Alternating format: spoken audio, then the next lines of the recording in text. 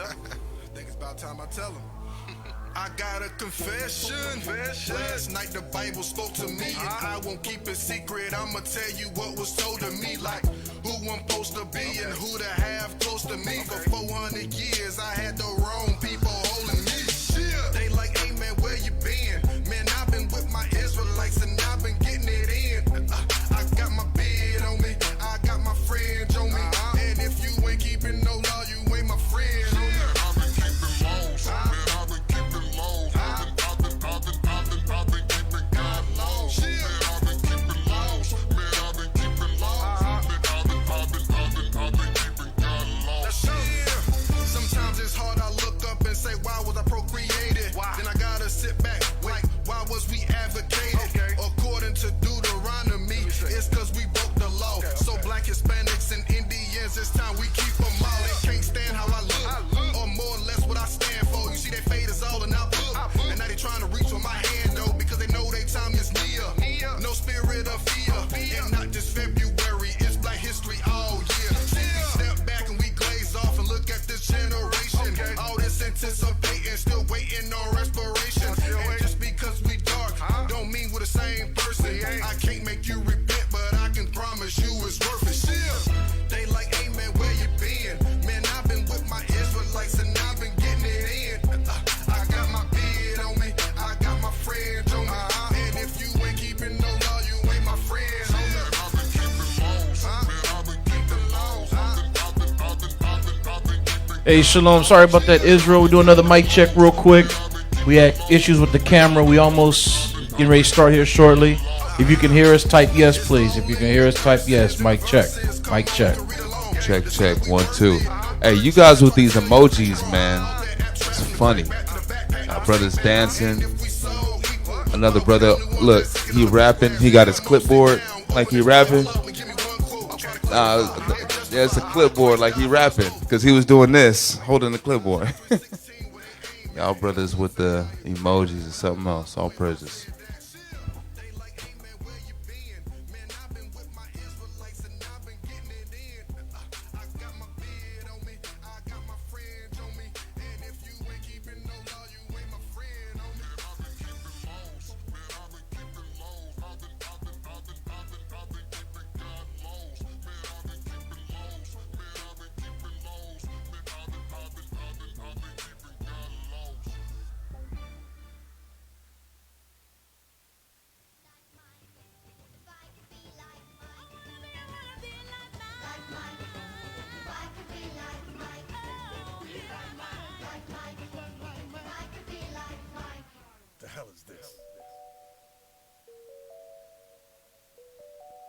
Yeah.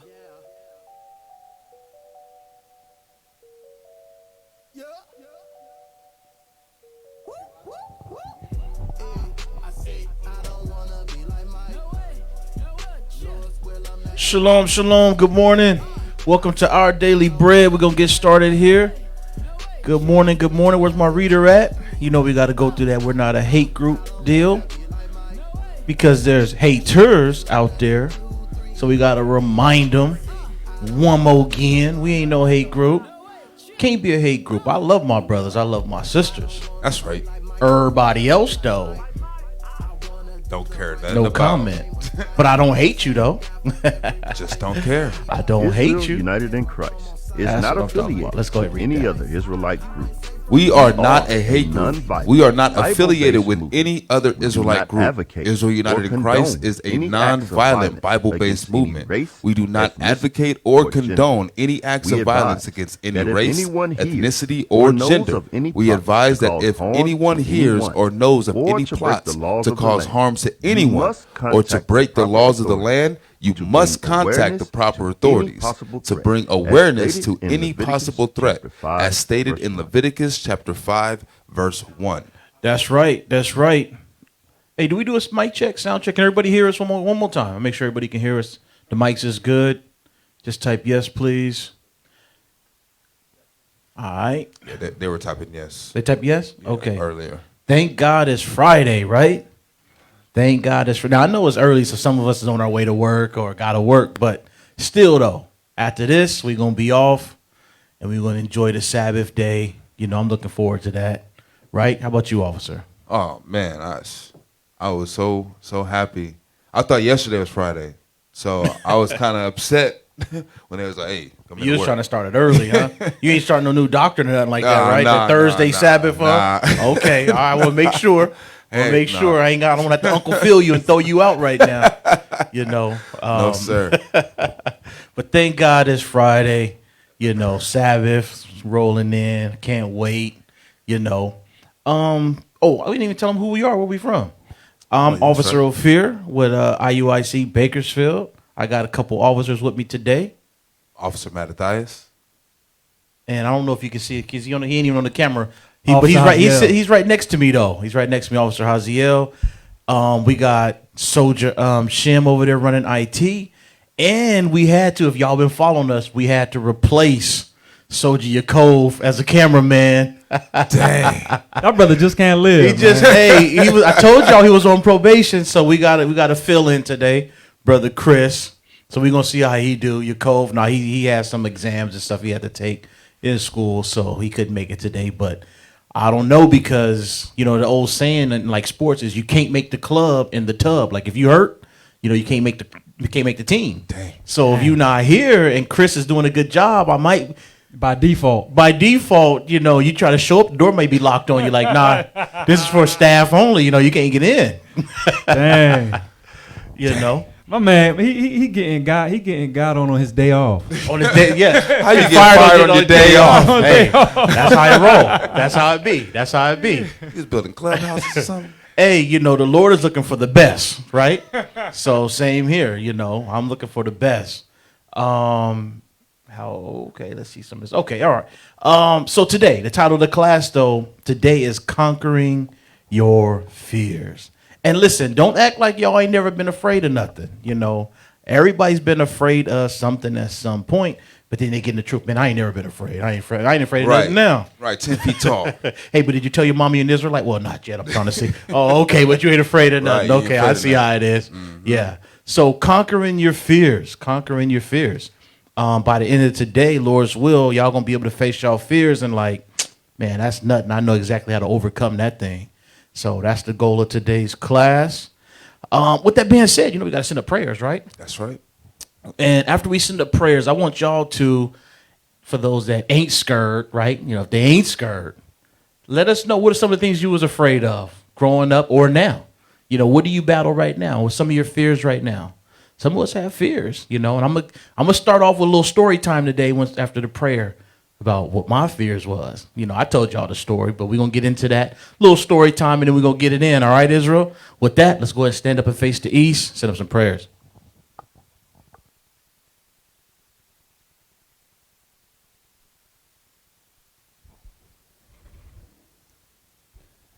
The book of Psalms, chapter 77 and verse 1. I cried unto God with my voice, even with God my voice, and he gave ear unto me. In the day of my trouble I sought the Lord.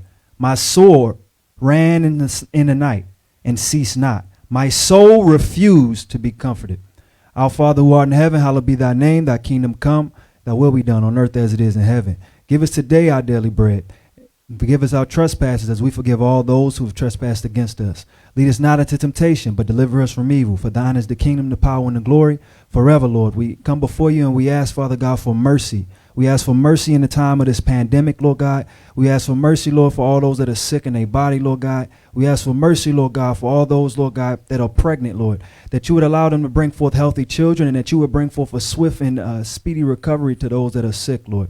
We pray for leadership, that you will continue to keep your hedge of protection around them, Lord, and keep that spirit of the Most High upon them. Keep your spirit upon them, Lord, that they may continue to teach us as we teach our people, Lord God, repentance. We ask all these things in Jesus Christ's name. Amen.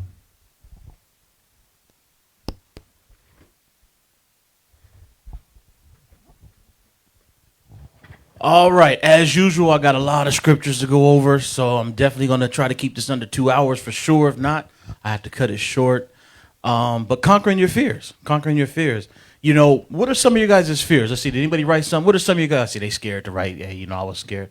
Listen, don't put, if you're a grown man or woman, don't put, well, I'm still kind of scared of the boogeyman right now. Don't put the boogeyman up there, all right?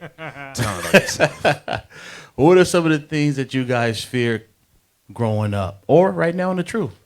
You know, they probably afraid to admit it. Anyway. Hey, growing up, I was afraid of heights, like bad. I'd be I would. So you wasn't the guy to get on roller coasters and nothing like that. I would almost pass out.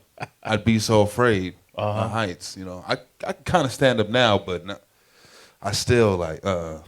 You know what I was afraid of growing up? I grew up in Baltimore, and what we had these big old city rats.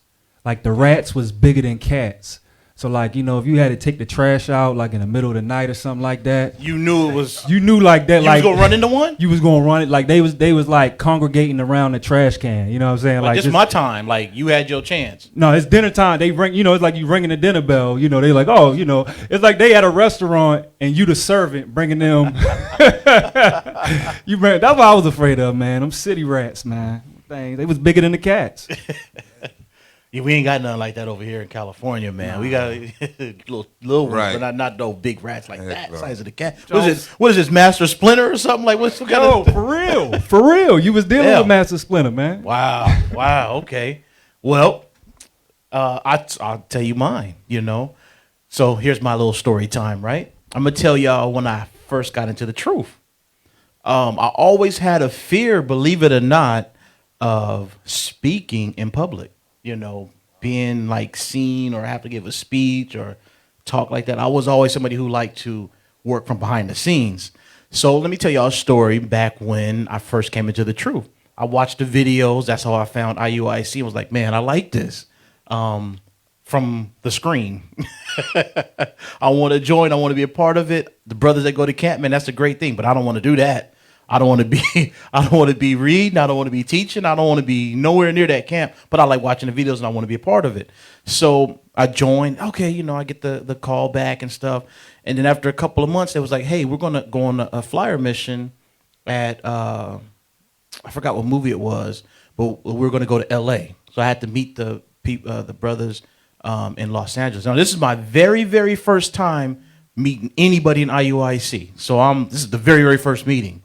So I'm excited and happy. Like, okay, well, what's the flyer mission? I don't even know what that is. I never, you know. So, okay, basically, we're going to go in front of the theater and pass out flyers. Oh, I could do that. You know, no camera, no nothing. I can do that. So we get there, right? It's four of us all together, four of us. I'm in, like, all black and stuff. I only had 2 fringe shirts at the time. So I didn't have no purple shirt or nothing like that. They did, but I'm just regular. I'm off the streets, baby. I'm new. So we get to the theater. This is, for y'all that may know a little bit of LA, this is the Chinese Grauman Theater, whatever they call it, right in front of the Walk of Stars and stuff. You know, it's a real famous area. So we're there passing out flyers. And at the time, the camp leader was like, hey, let's set up camp. And I'm like, yeah, you guys go ahead and do that. In my mind, like, all right, I get to see this live. Cool. And then he says, okay, I want you to teach. You're going to read. And he looked at me and said, you're going to be security. I am? Well, what's security do? Like, well, just stand there and look tough. Okay, I can do that. So I'm there, and the brothers start going to camp. One guy brings it out hard. I'm like, oh, man, this is dope. And then he starts to get tired. So then the camp leader's like, okay, look, I want y'all to switch. I want you to read. And I'm like, okay, cool. I'm still on the camera. You know, I mean, not the camera. I'm on. He's holding a little pocket camera like this. No stand, no nothing. You know, I'm like, okay, cool. So they switch between teaching and reading. And then camp was going so good, the other guy got tired. So then the camp leader looked at me like, okay, well, look, I'm going to have to have him go up and teach. And I had already made it up in my mind. If he asked me to teach, I'm shooting the deuces and say, this ain't what I thought it was going to be. I'm out. Because of why? I was definitely afraid of getting up and teaching or getting up in front of people. I didn't know enough at the time. But I wasn't going to get up in front of people. I was ready literally to shoot the deuces. That might have been my Israelite career, you know, signed and traded the first day. But, Lord, all praises to the Most High. I didn't have to get up and teach because I was ready to walk away because I was like, I'm not doing it. Because I didn't, you know, I was afraid. But now, if somebody would have told me years later that I would be doing this, I wouldn't believe it because I always had a fear of public speaking. So I had to overcome that being in the truth. That's one of the things that I had to overcome. So I'm looking at, let's see, what are some of the things that people are afraid of? Okay, I don't really, okay, the comments are a little late. All right, but we'll get to that. We'll get to that. I'll be reading these things. But we always look at fear as something terrorizing coming after you. It could be your own thought process in your mind, right? It's not always well, for me, another fear was them pit bulls, in the hood and stuff like that coming after you, Hopping fences, run from dogs. It's not always a threat like that. The biggest fear usually comes from your own mind. Some of us have, let's say, decent jobs, and we're comfortable in that job, but we're sitting on $1 million idea, but we're afraid to start that business because what happens if it fails? Or what happens, I'm used to these benefits that I got with my job and it's stable, and if I quit that and start this business, who knows what will happen? And fear will stop you from, exercising that $1 million idea that you got. I'm not telling everybody to go out there and quit their job, right? But I'm just saying you can't let fear dictate how you move in this life. Go ahead, officer. They got a term called analysis paralysis. And that's what happens. You analyzing that fear and you so much in your mind that it just paralyzes you and you don't end up doing nothing. Yes. You can't let that happen. You can't let your life be based off of fear, how you move. All right, so with that, that's the intro. Let's go ahead and get into the class now. So fear, conquering your fears. I want to open up with this article. So let's find out what is fear. I know most of us know what this is, but let's just see what fear is. Let's go ahead and read this article. Wikipedia, fear.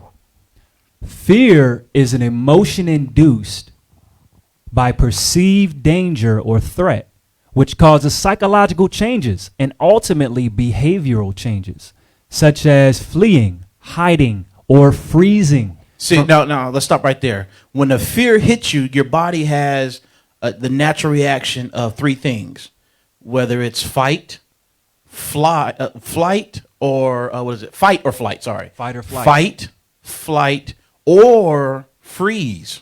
I mean, you're just so scared, you're just frozen right there. All right, read on. Such as fleeing, hiding, or freezing from perceived traumatic events. So that, let's say you want to start a business, right? Now, you're not going to fight it. There's nothing to fight there. It's just wanting to start a business. And you're not going to necessarily run from it, but you could freeze and stay in the same position like, someday I'll start it, someday I'll start it, someday. And that someday will never come because the fear got you frozen in that state. Go ahead. Fear in human beings may occur in response to a certain stimulus occurring in the present, or in anticipation or expectation of a future threat perceived as a risk to oneself. The fear response arises from the perception of danger, leading to confrontation with or escape from avoiding the threat, also known as the fight or flight response. That's what we're talking about, the fight, flight, or freeze. Which in extreme cases of fear, horror, and terror can be a freeze response paralysis. That's that analysis by paralysis can be that you're talking about. In humans and animals, fear is modulated by the process of cognition and learning. Thus, fear is judged as rational and appropriate and irrational or inappropriate. An irrational fear is called a phobia. Irrational fear, like I'm afraid of, let's say, spiders or any little insect or something like that, to the point where, man, you running, over a little insect. That's an irrational fear, which will turn into a phobia. Fear is closely related to the emotion anxiety, which occurs as the result of threats that are perceived to be uncontrollable or unavoidable. The fear response serves survival by engendering appropriate behavioral responses. So it has been preserved throughout evolution. Sociological and organizational research also suggests that individuals' fears are not solely dependent on their nature, but are also shaped by their social relations and culture. So social relations and cultures. So you know how you respect and fear your parents so much. Another fear you might have is mom wants me to come over for 4th of July, right? But I'm an Israelite. I repent of my keeping that, but I'm afraid to tell them that I don't believe in that no more because they're going to jump on me. The family's going to say this. They're going to say that. They're going to say you're in a cult. You're crazy. You're losing it. And guess what? Now you're frozen in that state. Or you first come into the truth and you hear about Numbers 15:38, supposed to put the fringes on, and you are afraid to put the fringes on because you're like, man, everybody going to look at me. What are these things that's hanging from my shirt? Right. People going to ask me what it is, and then I'm going to have to explain them, and I don't want to have to go through explaining them, and you know what I'm saying? And then they might just from here to here to there, and then you just frozen. Know what? I ain't putting them on my shirt. Or were the micro ones on you can barely tell and all that, because you're scared. But are shaped by their social relations and culture, which guide their understanding of when and how much fear to feel. All right, now I want you to scroll down. There's one term I want you to look at on there as well. Scroll down, keep scrolling. I'll tell you when. Just keep going. All right, these are different signs, but keep going. I want the one next after this one. Right here. Stop there. Learned fears. Now, we're not going to read all this, but learned fear. What's a learned fear? Okay, so if you're an Israelite, let me ask you a question. You're driving. Everything's legal. You got no weapons on you, no drugs on you, no nothing. You left work, whatever. Everything's legal. But you see those sirens behind you. See the lights. And you hear that sound, whoop, whoop. We don't even get the full siren. That's the sound of the police. Officer, look, my heart dropped just now. Just hearing your heart drop right there? My heart The dropped. fear kicked in? Oh, man. Is they out there? You hear that whoop, whoop. And then you start thinking, oh, Lord, did somebody plant something on me? How's this? My life? Right. Should I reach? Should I not? That's a learned fear throughout our generations because our parents, told us, hey, when the police, you listen to, you do what they say, you do this because guess what they'll do? They can kill you. They'll just send you to jail, plant stuff on you, all these type of things. This is a learned fear. It's an example of a learned fear, right? What's that one scene the bishop played? And I forgot what movie it was, where the father said, I knew you wasn't going to be nothing. From Five Heartbeats. Yes, the 5 Heartbeats, that's right. You ain't going to be nothing because I ain't nothing. Right. That's a learned fear. You know what? Now he's afraid to really go out there and do the things that he's really capable of because he's afraid of failing. Those are learned fears. So anyway, let's get to the class now. Let's get to the scriptures. Let's open up with John 10:10. John 10:10. The book of John, chapter 10 and verse 10. The thief cometh not, but for to steal and to kill and to destroy. And you know what the thief is? Satan, he wants to steal, kill, and destroy not only you physically, but your mind. He wants to destroy your mind. He wants you to live in fear. Read on. I am come that they might have life and that they might have it more abundantly. But Christ says, I came because I want you to have life and have it more abundantly. Does that mean all of us going to be rich? No. But that means that we're going to have a better life while keeping these commandments. Just the peace of mind. Like right now, we can look and see our brothers and sisters, right? They don't know what's going on. You got the coronavirus, you got a pestilence, you got the United States in uproar around the world. What's going to happen with my job? But we're sitting back like, look, this is all in the Lord's hands. This was written thousands of years ago saying this stuff was going to happen. So we're not even worried about these things. Right. You know what I'm saying? So you're going to have that life more abundant. You're going to be cool. Like right now, yes. Are we living through everything that they're living through? Yes, but we have the security of knowing that the Lord is fighting for us. All right? Let's go to 2 Timothy 1 and 7. 2 Timothy 1 and 7. The book of 2 Timothy, chapter 1 and verse 7. Come on. For God hath not given us the spirit of fear. So listen, this is a true fact. God didn't give you or us the spirit of fear. It didn't come from God. So where did it come from? If it didn't come from God, that means we can easily conquer it because it didn't come from God. So God didn't give us the spirit of fear, but read on. But of power and of love and of a sound mind. A what? A sound mind. A sound mind, because guess what? Every kid at some point was afraid of the boogeyman. Nobody ever seen the boogie. He's not real. Nobody ever seen the boogeyman. He's not real. If you told 10 kids to draw the boogeyman, you'll get 10 different pictures because he's not real. And that happens when you don't have a sound mind. You're a kid. It's dark. It's scared. I'm scared. It's dark. Whatever. Oh, he's under my bed, or he's here. He's there. But the Lord says, I give you a sound mind. Don't have no fear. You're going to be okay. All right. Now, let's go to 2 Kings 6. So the spirit, and what else did we learn about that? Fear is a spirit. It's a spirit. All right, let's go to 2 Kings 6, and we're going to read 8 through 18.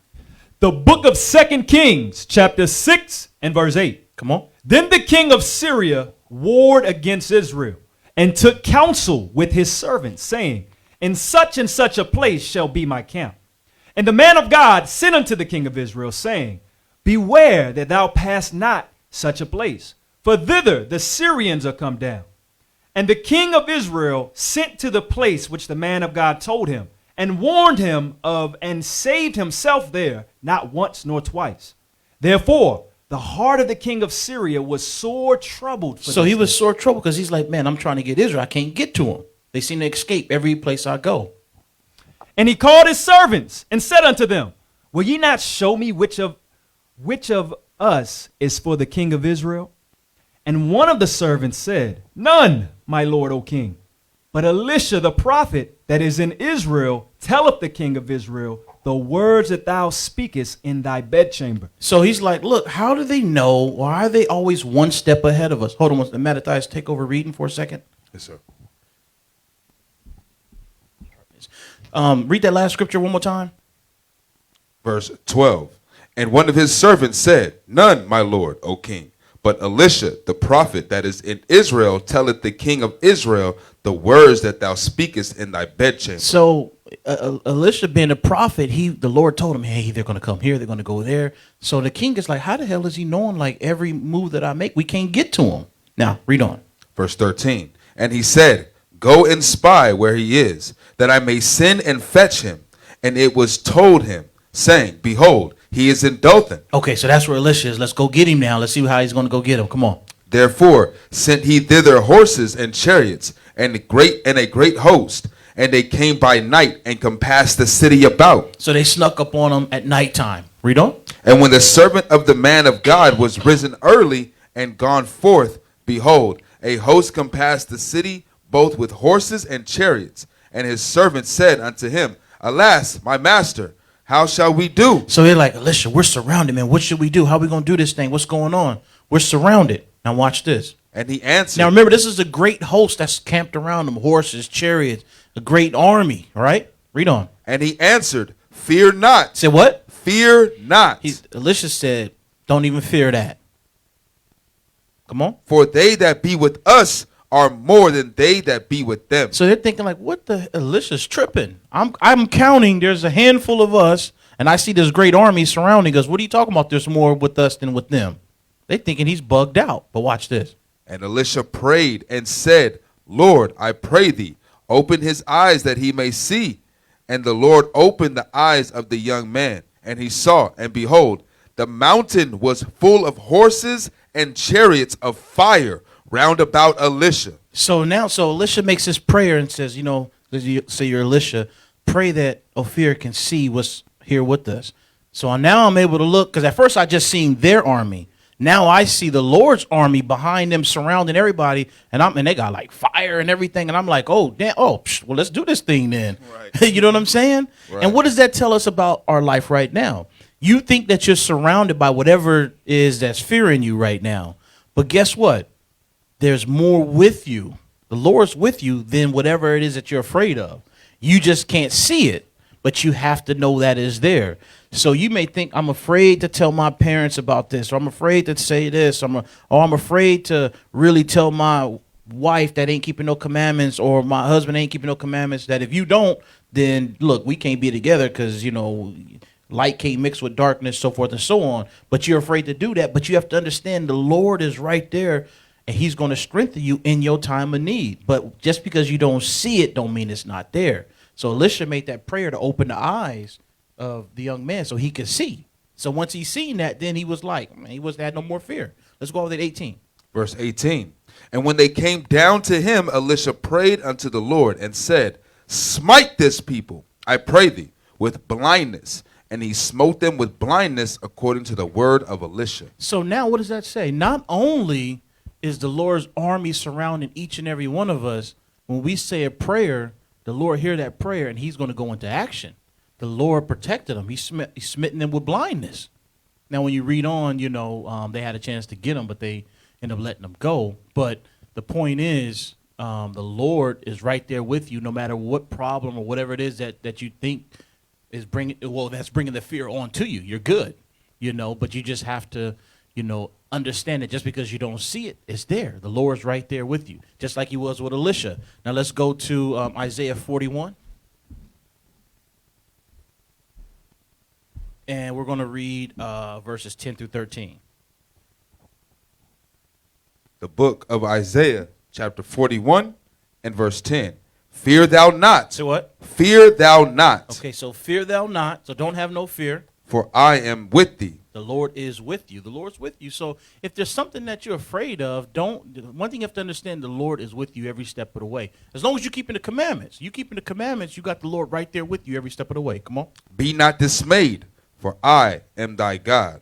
Uh-huh. I will strengthen thee. Yea, I will help thee. Yea, I will uphold thee with the right hand of my righteousness. So he's going to uphold you. Sometimes fear will have you in that state of being frozen. But the Lord said, look, I'm going to hold you up. You're going to be okay. Just don't have no fear. Don't be dismayed. Just trust in me. I got you. Come on. Behold, all they that were incensed against thee shall be ashamed and confounded.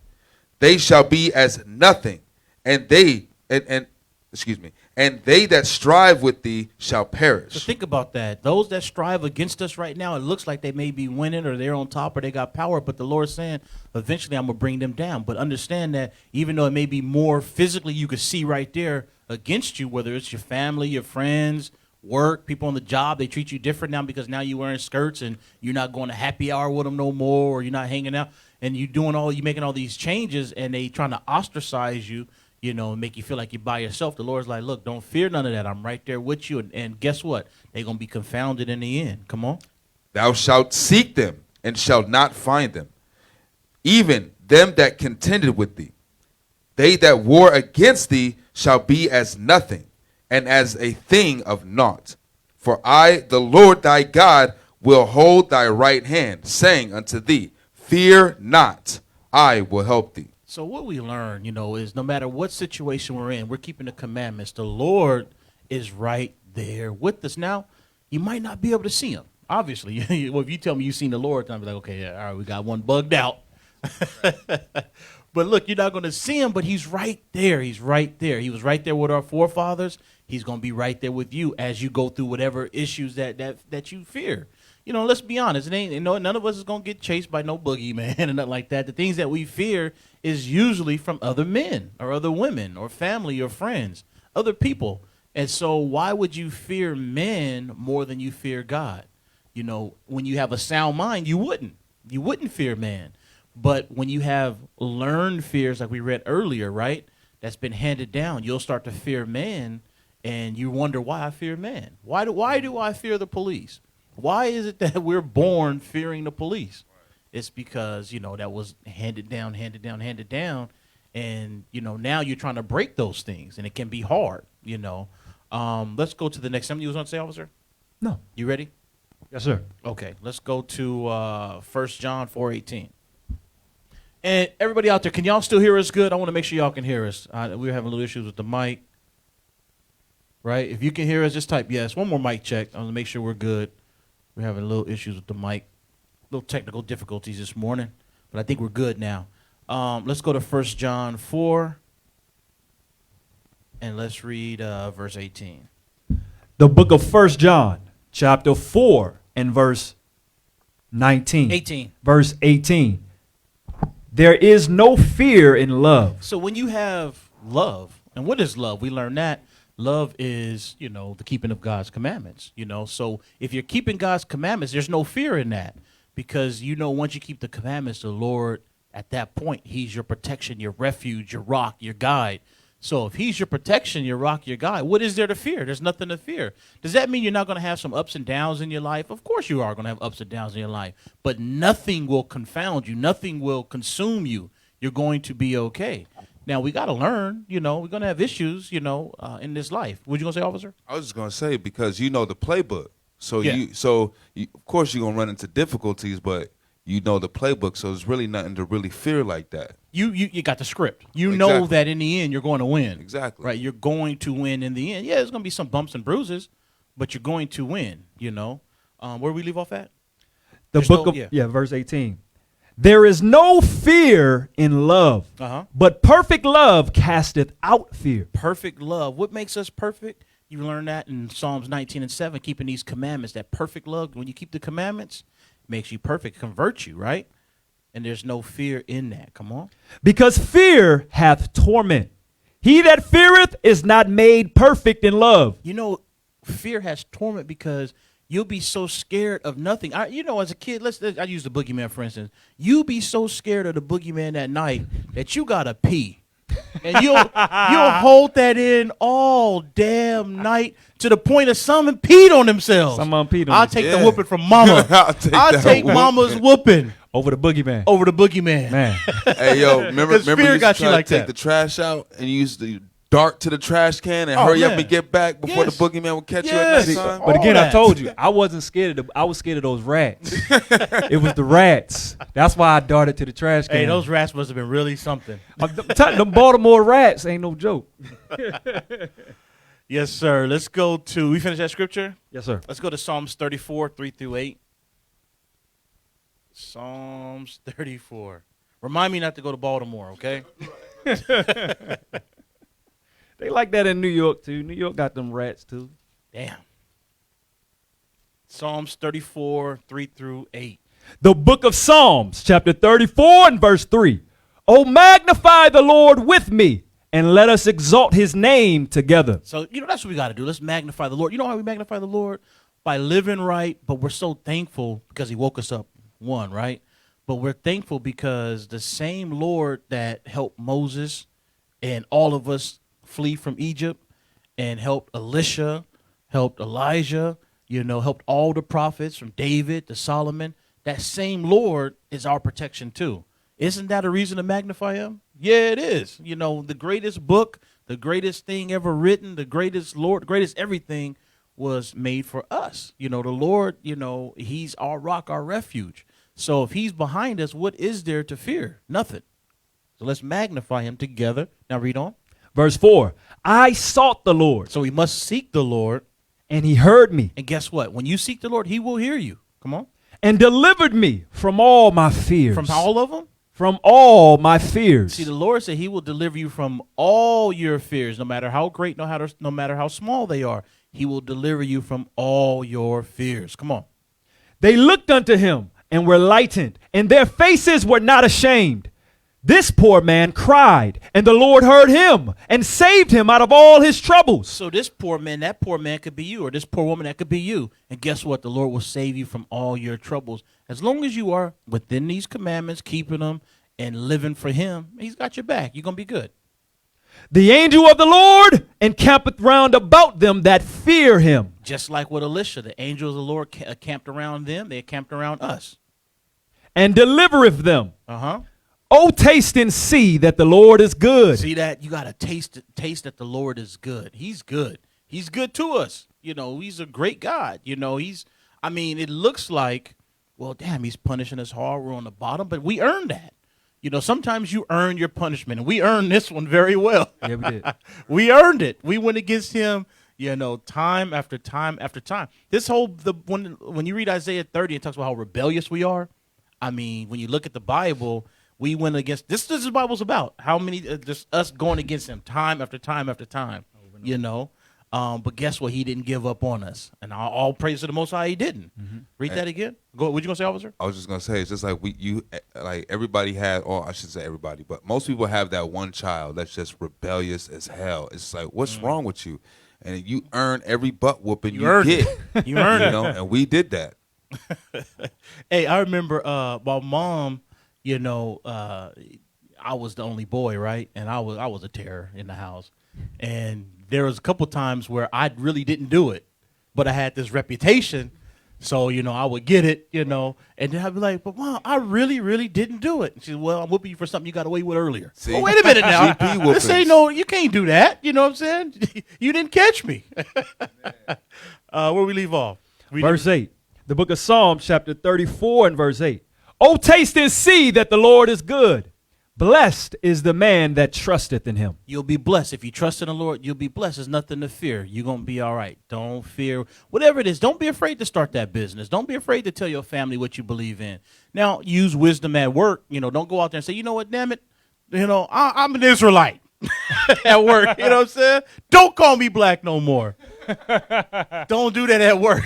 Use wisdom. You know what I'm saying? Be smart about it. Use wisdom. Use wisdom with your family, too.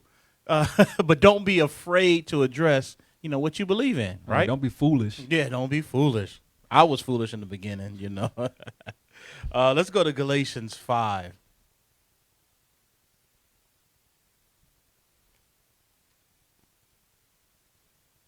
Yeah, 'cause some people that try to be on that other end of that and just be foolish with it. I ain't That's right. afraid.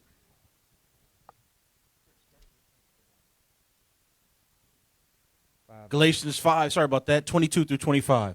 So we learned that fear is a spirit, right? And the Lord didn't give us that spirit. So now let's learn about the spirits that the Lord gave us and we should have. Galatians 5, 22 through 25. The book of Galatians, chapter 5 and verse 22. But the fruit of the Spirit is love, joy, peace. So the fruit of the Spirit, this is the spirit that the Lord gives us. The fruit that we should have, the spirits that we should have should be love, joy, peace, come on. Long suffering, Long suffering. gentleness, Uh-huh. goodness, Uh-huh. faith, Uh-huh. meekness, temperance. Against such there is no law. You see that? If you have those spirits, there is no law. You're gonna be good. No need to correct you. You're gonna be on point. You're gonna be straight. If you have those spirits. We went all the way to 25. And they that are Christ have crucified the flesh with the affections and lust.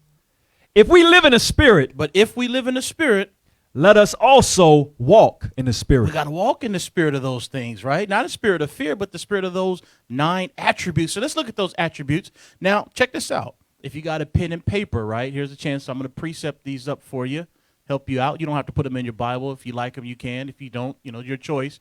But, grab you a pen and paper because I'm going to precept all the different fruits of the spirit. All right?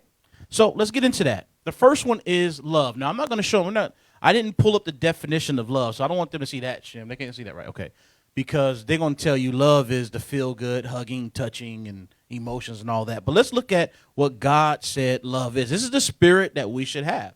So let's go to John 14:15.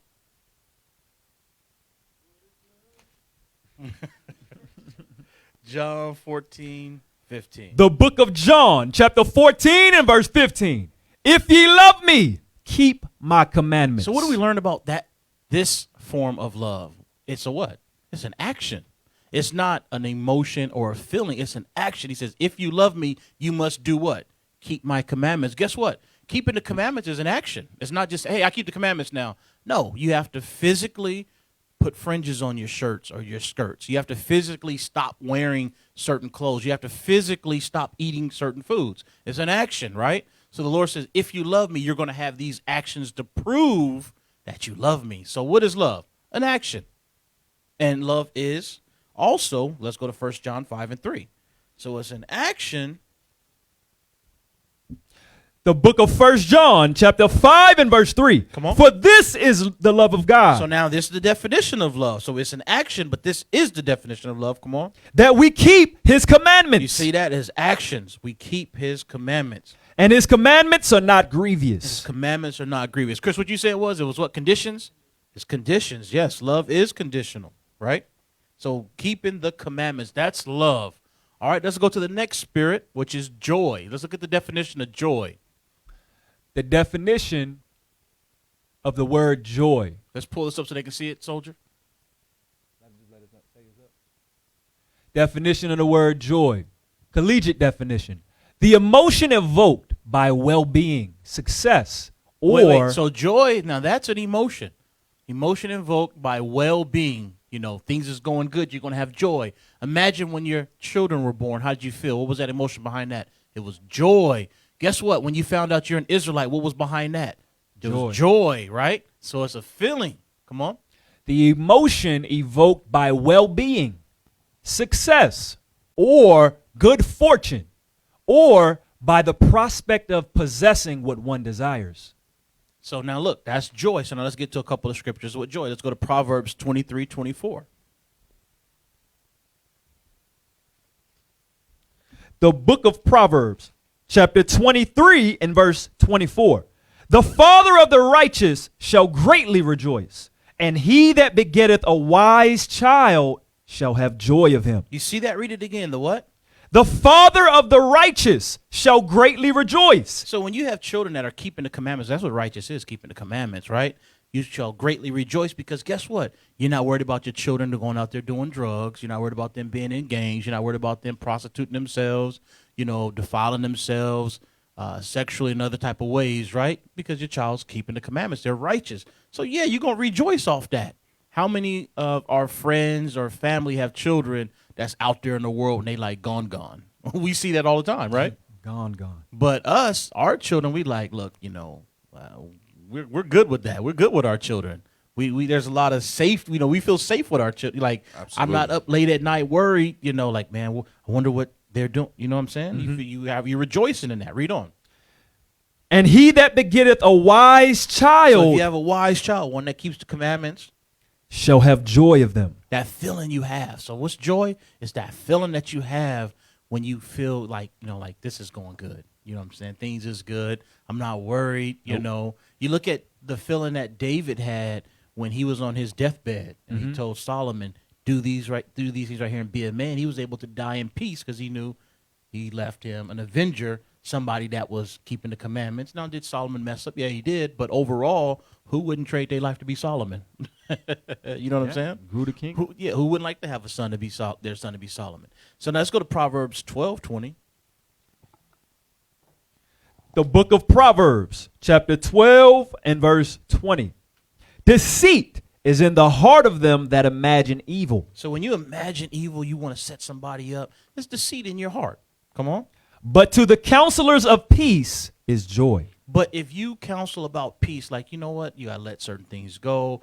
You tell people, hey, you got to keep the commandments. You're an Israelite. Keep the commandments. Go out there, teach your brothers, spread the truth. You're going to have what? When you're doing the work of the Lord, you're going to have what? Joy. You're going to have joy.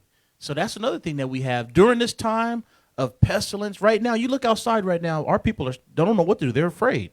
What's going on with this? What's going on with our job situation? 30+ million people are unemployed right now. Mm-hmm. Am I going to get my job back?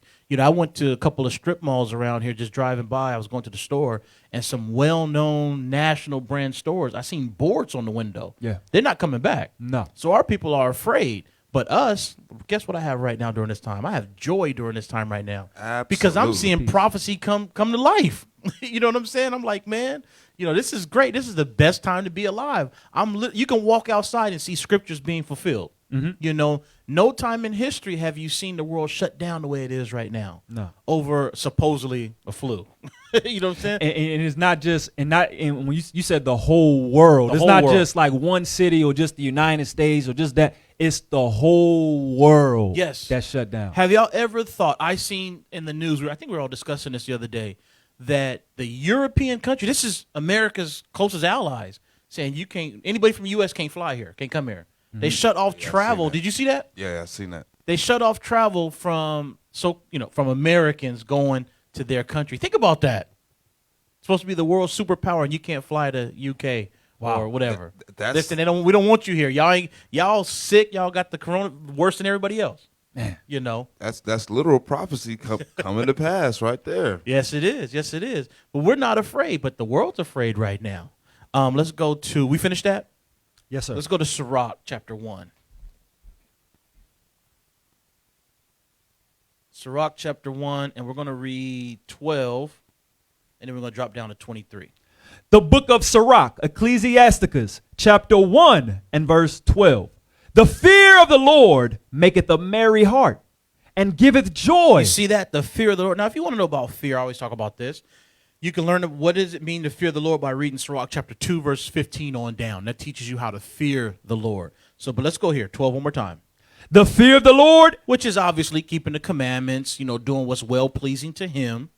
maketh a merry heart. You're going to have a merry heart. Your mind's going to be in the right place because your heart is your mind. Your mind's going to be in the right place. You're not going to be scared. You're not going to be living in fear. And I'm worried what they're going to say or what they're going to do to me. You're going to have a merry heart. And giveth joy By you keeping the commandments, having fear, you're going to have joy also. Come on. and gladness And gladness. and a long life. You see that just by keeping the commandments and fearing the Lord, you're going to have all those things right there. So if the Lord tells you, hey, if you fear me, I'm going to give you a good heart, right? I'm going to give you joy. I'm going to give you gladness and a long life. Now, if he said he's going to give that to you, that means he's going to what? He's going to give that to you. So then what's there to be afraid of? What's there to be afraid of if I start that business? Or if I have this wicked spouse that don't want to keep no commandments and I'm going to hold on to them. What are you doing that for? It's heavy because by keeping the commandments, there's just so much safety. You know what I'm saying? You don't have to stress. You don't have to worry about stuff because you know that the Lord, the creator of heaven and earth, is looking out for me. He got my back. Absolutely. Now let's drop down to, 23. The book of Sirach, chapter 1 and verse 23. A patient man will bear for a time. Because guess what? Let's say you do start that business, right? Because I know a lot of us, the Lord have given a lot of us talents that we really don't exercise and use to the best of our ability. Some of us, when I say sitting on $1 million idea, I guarantee you there's people in Israel right now sitting on $1 million ideas, but they're afraid to go forward with it, right? So read that again. A patient man will bear for a time. Because guess what? $1 million idea, I don't care how great your idea is, if you try to start that business, you're not going to go from nothing to $1 million tomorrow. You're going to have to bear with that. You're going to have to fight and struggle in the beginning to get things set up. You may have to take some losses not may have to, you will take some losses in the beginning. But if you bear for a time, read on. And afterward, joy shall spring up unto him. But afterwards, after you bear for that time, joy will spring up, But anything in life worth having is you're going to have to struggle to get it. You want to make it to the kingdom. It ain't going to be, hey, you're an Israelite. Okay, you got the kingdom now. No, you're going to have to fight. You're going to have to endure. You're going to have to bear for a time. But guess what? Joy is coming. Go ahead, officer. I was just going to say what you guys are talking about, that safety net. We understand. So looking at it in a spiritual aspect, we understand that right now, look, we're bearing for a time. That's right. But later on, we're gonna have the joy. Joy will come in the morning. That's right. But a Christian on the flip side wants that instant gratification. Yep. They want I They know don't what wanna I bear. want, They don't wanna and I want it endure. now. Yeah. They want to be like the thief on the cross. Yeah. You know what I'm saying? Can I get into the kingdom with you? Yeah, Right. you in the kingdom. Right. Just by No. saying a prayer or something. It don't happen like that. Got That's to right. bear for a time and then get that joy. That's right. Let's go to peace now. Let's pull up the definition of peace. The definition of the word peace. Come on. Merriam-Webster's collegiate definition: a state of tranquility or quiet, such as freedom from civil disturbance. Let's go to B. B, a state of security or order within a community provided by law or custom. Okay. Definition number 2, freedom from disquieting or oppressive thoughts or emotions. Freedom. So now let's go to peace. We're going to get a couple scriptures on peace now. So think about peace, right?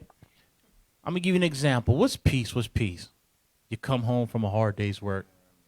Today is Friday, right? Goes into the Sabbath. You're off for the next couple of days. You got food prepared for you. Sabbath is tomorrow, as far as gathering and whatnot. And you ain't got nobody. Your kids is quiet. They clean when you get home. The house is just peaceful. And you sit back on the couch. You got your meal, or the table, whatever, you got your meal. Maybe a nice little drink to cap it off. That's peace. Sound right? Sound good. It sounds very good. Yeah, that sounds amazing. I feel there. very sounds very- peaceful it sounds after very you good. explained Right. that. I feel very I peaceful. put the peaceful voice on too. Yeah, you did. I did that. That's peace right there. It's peaceful. But guess what? You can also have peace in the middle of a storm. How so? Is it not a storm going on outside right now? Sure is. The world is falling apart right in front of your very eyes. But guess what? Are you worried about it? Nah, I'm I'm cool. not worried about it at all because I know that the Lord got my back. So that's peace. Let's get a couple scriptures on peace. John 14:27. I had an Edomite ask me that the other day. Hey, you're not worried about all this coronavirus and the riots that's going on? I was like, nah, bro. If I was you, I would be worried. You know, I'd be at afraid. home. Be man. but very use afraid. wisdom. Use wisdom. Don't do a random one on the street. I'll say that too. But at work, no. Yeah, I was at work, so you know. I want John 14:27. The book of John, chapter 14 and verse 27. Peace. What? Peace. What is it? Peace. The Lord said, peace. uh-huh. I leave with you. You see that? The Lord says, peace I leave with you. Even though it may be a storm all around you, I'm leaving you peace. Come on. Peace I leave with you. My peace Uh-huh. I give unto you. You see that? He giveth freely unto us. Not as the world giveth. Because the world will give you something and take it away. The world will give you something based off condition. No, there's conditions for this peace as well. But the world's peace Got side effects. Got side effects. It ain't stable. It ain't real peace. Come on. My peace I give I unto you. Let not your heart be troubled. Don't have fear. Neither let it be afraid. See that? Don't be afraid and don't let your heart be troubled, because I give you real peace. Real peace. I could honestly say, with everything crumbling outside right now, I got real peace right now. You know, now does that mean that my life is perfect and there ain't no issues ever pop up? Hey, no, that's not to say that. You know, I got bills, I got life, I got a wife, I got children, I got issues and stuff that I have to manage and stuff like that. But overall, I got peace in the middle of this storm. You're free of oppressive thoughts. Yes, I am. Like the definition. Yes, I am. You know, because I think because I was never into like marching or nothing like that, protesting or whatnot like that. But right now, if I wasn't in this truth, who knows what I'd be thinking? Or, I know I'd be mad seeing stuff that happened to the police with George Floyd and my people. Right. I'd be mad at that. But who knows? I'd probably be one of those guys with one of them T-shirts on, Black Lives Matter and everything else, Facebook, Black Lives Matter. I'd probably be doing all that. But I'm not falling for the okie doke. Now I got peace. I know what's up. Is that it on that? Yes, sir. Okay, let's go to John 16:33. The book of John, chapter 16 and verse 33. Come on.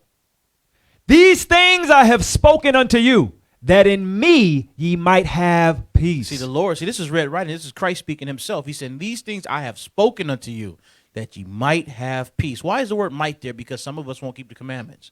But those of us that will have that peace. Come on. In the world ye shall have tribulation. Don't you see that now? He said in the world you're going to have tribulation. Come on. But be of good cheer. But you got to be of good cheer, because that's not going to affect you. I have overcome the world. And because he overcome the world, we overcome the world. And we have peace about it. So you should have peace in your life. Don't be afraid. Now let's go to the next one. Let's go to long suffering. Let's go ahead and precept that up. So the definition of long suffering, which is another word for patience. Long suffering. Patiently enduring lasting offense or hardship. You see that? Patiently enduring lasting offense. Because guess what?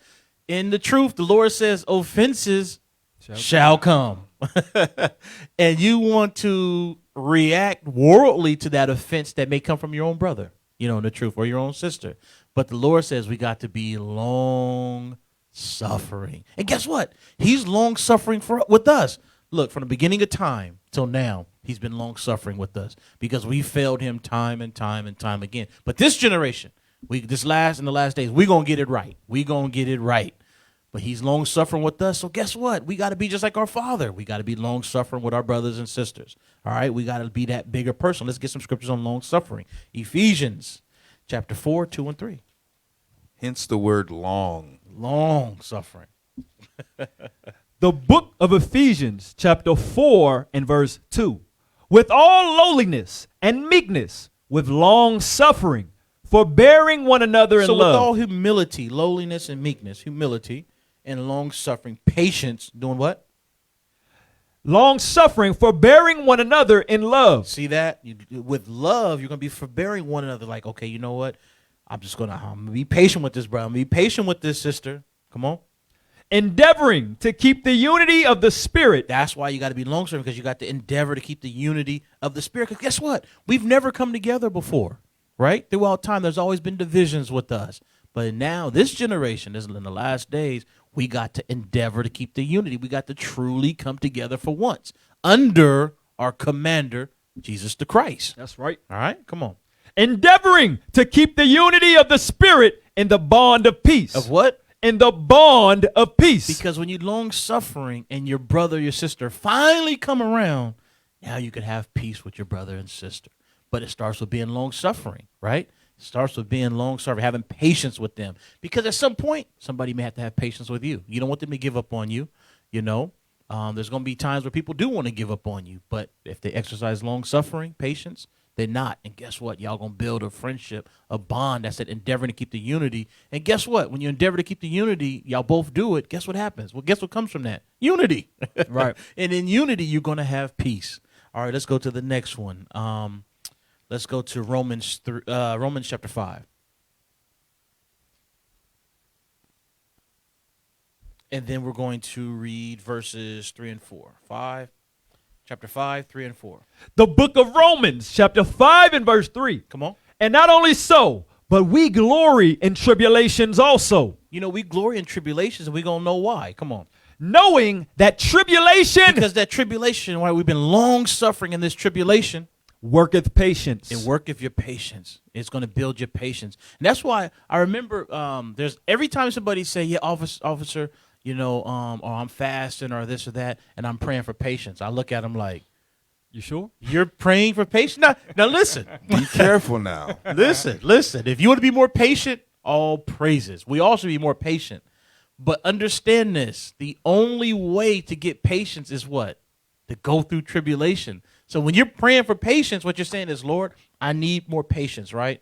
So can you please send me more tribulation so I can build up my patience? Right.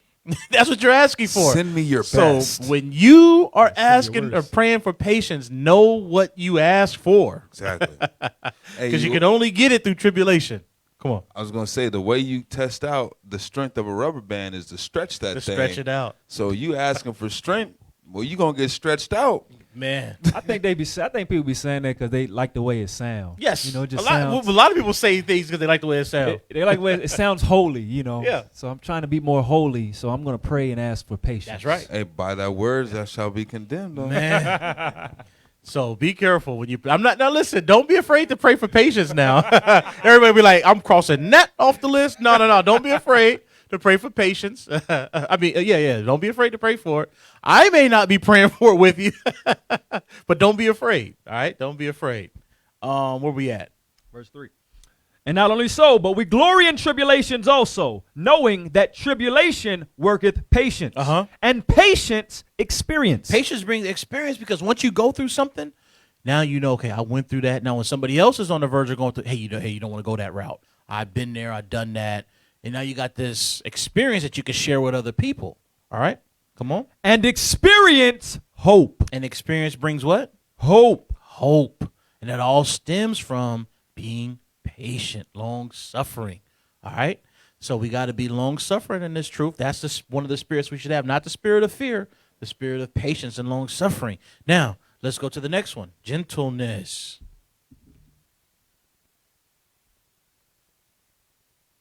The definition on gentleness. The definition of the word gentleness, the quality or state of being gentle. And this one's kind of self-explanatory, right?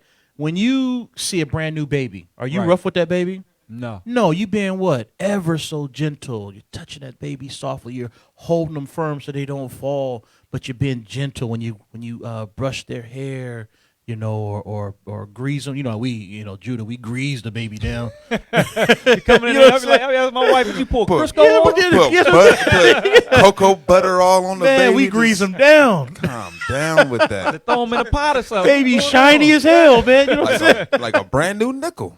You look at that baby, and the baby looking like mama did this to me. They just put the stuff from the hair all the way on down, just slick it down, everything. So the way you hold that baby is gentle, you know. When you first, met your wife and, you go to the proving No, stage. still right now. I'm saying when you first met your wife and you get married and now you could hold her hand, you gentle holding it. Now you snatch it. Here, give me your hand. Come on, let's go. But in the beginning, you're very gentle with your wife, with your children and stuff like that. So that's what gentleness is, being gentle, tender, if you will. So look at some scriptures on gentleness. Let's go to Zechariah 7. And let's read 9 and 10. The book of Zechariah, chapter 7 and verse 9. Thus speaketh the Lord of hosts, saying, execute true judgment and show mercy. Show what? Show mercy. Mercy is another thing of being gentle. Show mercy. And compassion. Compassion. That's another thing. Every man to his brother. And oppress not the widow, nor the fatherless, the stranger, nor the poor. And let none of you imagine evil against his brother in your heart. So all those qualities right there is all encompasses being gentle with your brother. Have mercy on them. Have compassion, to the fatherless, to the widow. Be gentle with them. You got to have that spirit of, well, hey, that's you don't want to have the spirit of, well, y'all, that's the position y'all in. I'm not. I'm good. No, have some compassion. Be gentle with your brothers and sisters. How you handle them, right? Be very, very gentle with how you handle them.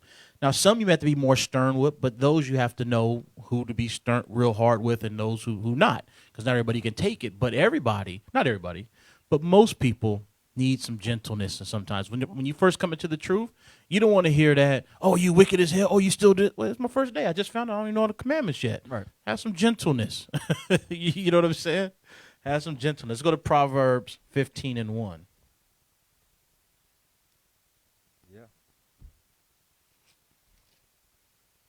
And sometimes people be quick to ride on people when they new. Oh, yeah.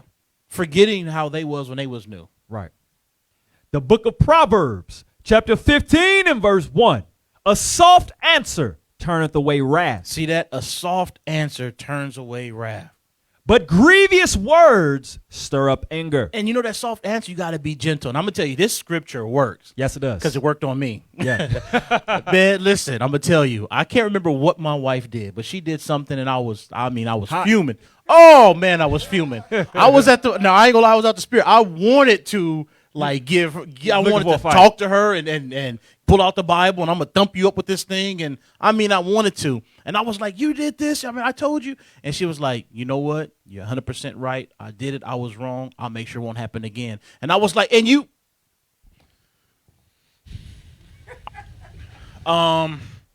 Yeah, you're not going to do it again. And I was like, man. And I just walked away. I walked away like, damn it, I wanted to argue. She probably was in the back like, yes, I got him. Hey, take notes, sisters. Take notes. It worked because I remember walking away and I was like, damn, that really did work on me. It was a good thing. And I remember, and the rest of the day, I was still, I was good, but I was still like, damn it, And then I wanted to really get you. It make you feel bad for coming off the way that you were coming off. Right. That's why I said I walked away. I went to the back and was like, okay, all right, and she had that sincere look in her face too. Bang. Like, okay, all right. Nothing I can say. You know what I'm saying? Lesson over. So in other words, she was being gentle. Very gentle. And her gentleness was her response? Yes. It rubbed off on you. Because if she wasn't gentle, read the bottom part of that precept. But grievous words. And she said, well, I didn't think it was a problem, or whatever. Would have what? Stir up anger. Oh, man, I would have got that Bible out. See, I love to thump people upside the head with this Bible. I got no problem with it. I love it. Okay. The Lord took all the drama out my life. You know what I'm saying? So when I get a chance to thump somebody upside the head with this Bible, I'm gonna do it. A biblical assault. Oh man, So I was getting ready, and pull out my precept book and everything. We gonna listen. We gonna deacon Yawasop this thing. The whole butter. You know what I'm saying? Gonna get on this biscuit. You know what I'm saying? Bone gristle. But she had a soft answer and it turned it away. Wow, okay. That's that gentleness. Right. Let's go to Matthew 11. All praises. So that gentleness, it can rub off. Yeah, it sure can.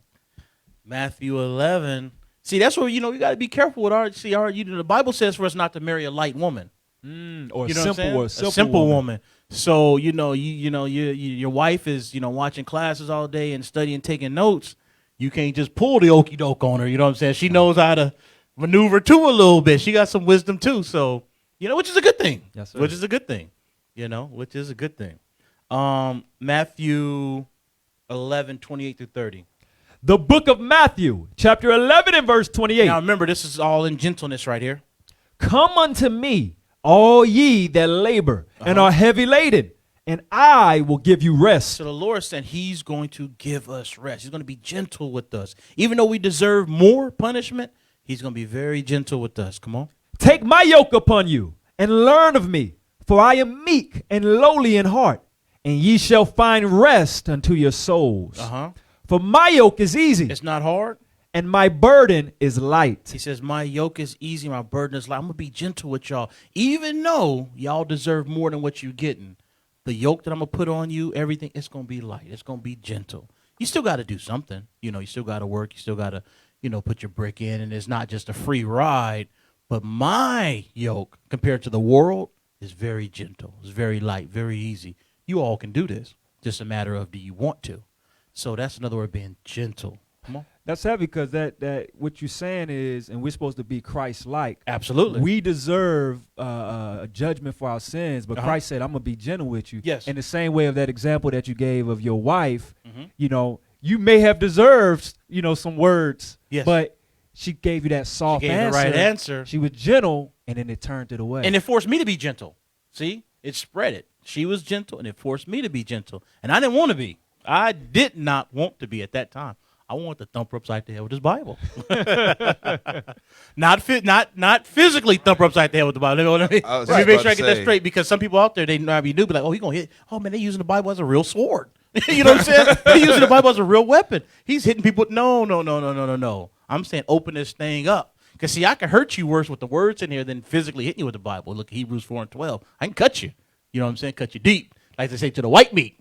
You know the what I'm white saying? meat show. But anyway, that is gentleness. Now, let's get to the next one. Goodness. This is another, basic one. We know the root word of that is good, being good to somebody. So let's go and read this. The definition of the word goodness, the quality or state of being good. That's right. It's very simple, right? Being good. I'm good. We always say that everything is what? It's all good. It's all good. Right? So goodness, being good to people. Let's go to 2 Corinthians 9:8. Now, I'm going through all these spirits right here because we know that fear is a spirit that the Lord did not give us. So what spirits did he give us? Well, we're going through them one by one, right? So goodness. The book of 2 Corinthians, chapter 9 and verse 8. And God is able to make all grace abound towards you, that ye always having all sufficiency And we have an all sufficiency in all things may abound to every good work. We got to have good works. Good works.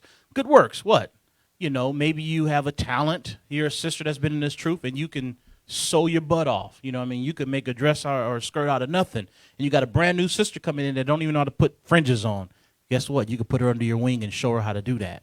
Instead of saying, well, listen, give me your stuff and pay me and I'll put it on for you. No, teach that sister. Multiply your talents. Now, some of us have legitimate businesses where we design. I'm not saying give up your designs and all that, but you could teach a sister how to do the basic stuff like putting fringes on and stuff like that without going into your business. You could do that. So being good to your sisters, to your brothers, or you see brothers that coming in. I know when I came in, I had to teach myself. I taught myself how to sew. I had 2 shirts, and I rotated them every other day in the beginning. Now that's what I had. I think we all did. Okay, we all had that one shirt. And I was proud of it, too. Like, hey, I did this, It would have been nice to have a sister say, you're a single man. Let me help you out with that. Let me show you or give me some shirts, and I'll friend you buy all the material. It'd been nice. We didn't have, at that time, we were just so few of us here in California. We didn't have that. It was pretty much get it on your, find a way. Yeah, find a way. YouTube. Yeah, that's what I did. I went to YouTube University. You know what I'm saying? Graduated,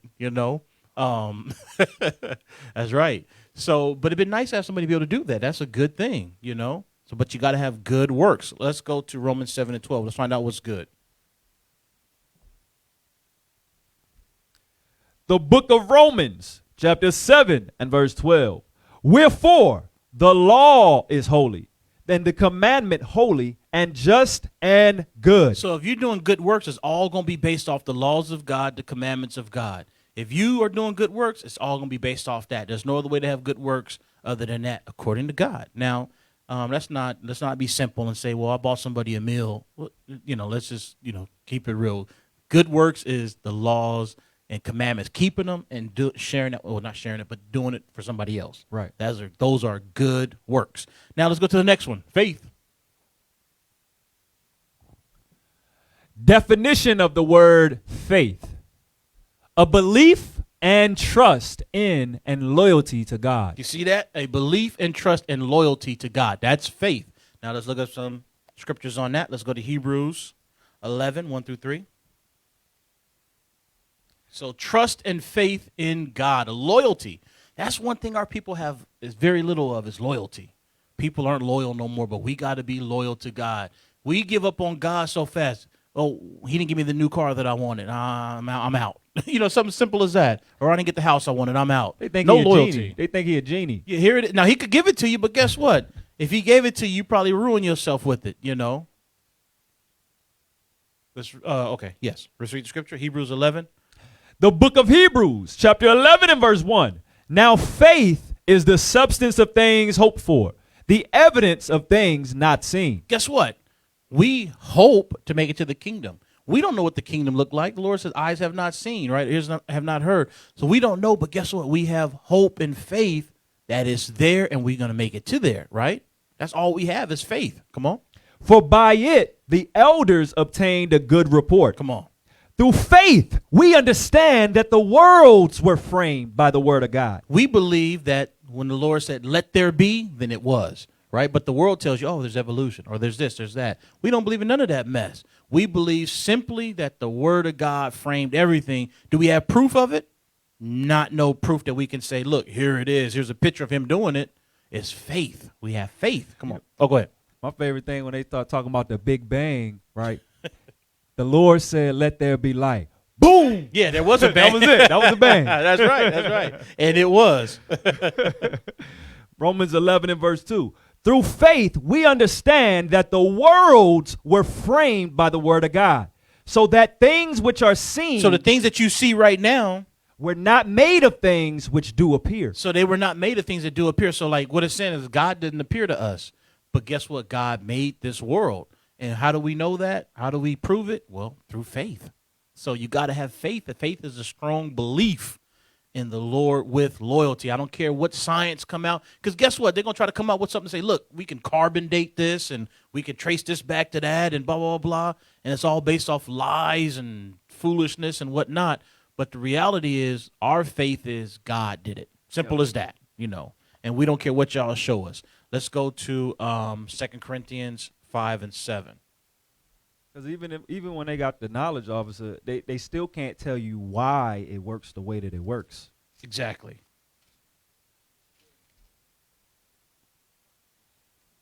2 Corinthians 5 and 7. The book of 2 Corinthians, chapter 5 and verse 7. Come on. For we walk by faith and not by sight. So see that we have a strong belief that guess what?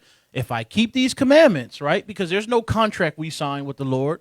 We have faith that, hey, if we keep these commandments and do what he say, we can make it to the kingdom. So we walk by faith and what? Not by sight. Not by sight. So we got to have faith. That's the spirit that we got to roll in, not the spirit of fear. We got to have faith, which is that strong belief and loyalty to God. Have some loyalty for once. All right. Now let's go to the next spirit, which is meekness. The definition of the word meekness: the quality or state of being meek, a mild, moderate, humble, or submissive quality. Read it again. The quality or state of being meek, a mild, moderate, humble. Humble, that's the word that we get, for most of us understand what meekness is. Humble, not thinking too highly of yourself. Humbling yourself to, you know, a lot of times we'll approach Christians, right? And we know they don't know a damn thing when it comes to the Bible. Right. And we could be like, listen, you don't know nothing. Let me tell you what you need to know. This is what you need to know, blah, blah, blah. But how do we approach them? We approach them with humility, like, listen, okay, I understand that's what you believe, but guess what? That's not what it is. And let me prove it to you. And then we go into it. When in reality, we could just be like, listen, just shut up. And you know what I'm saying? You don't know but nothing. we got to use humility, just like when you approach your parents.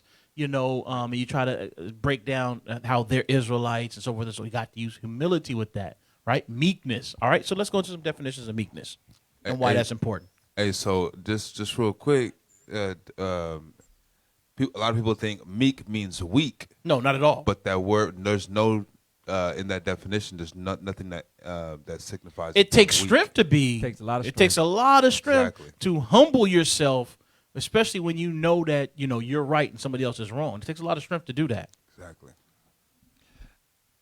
Zephaniah, yes, sorry about that. Zephaniah chapter 2, verse 3.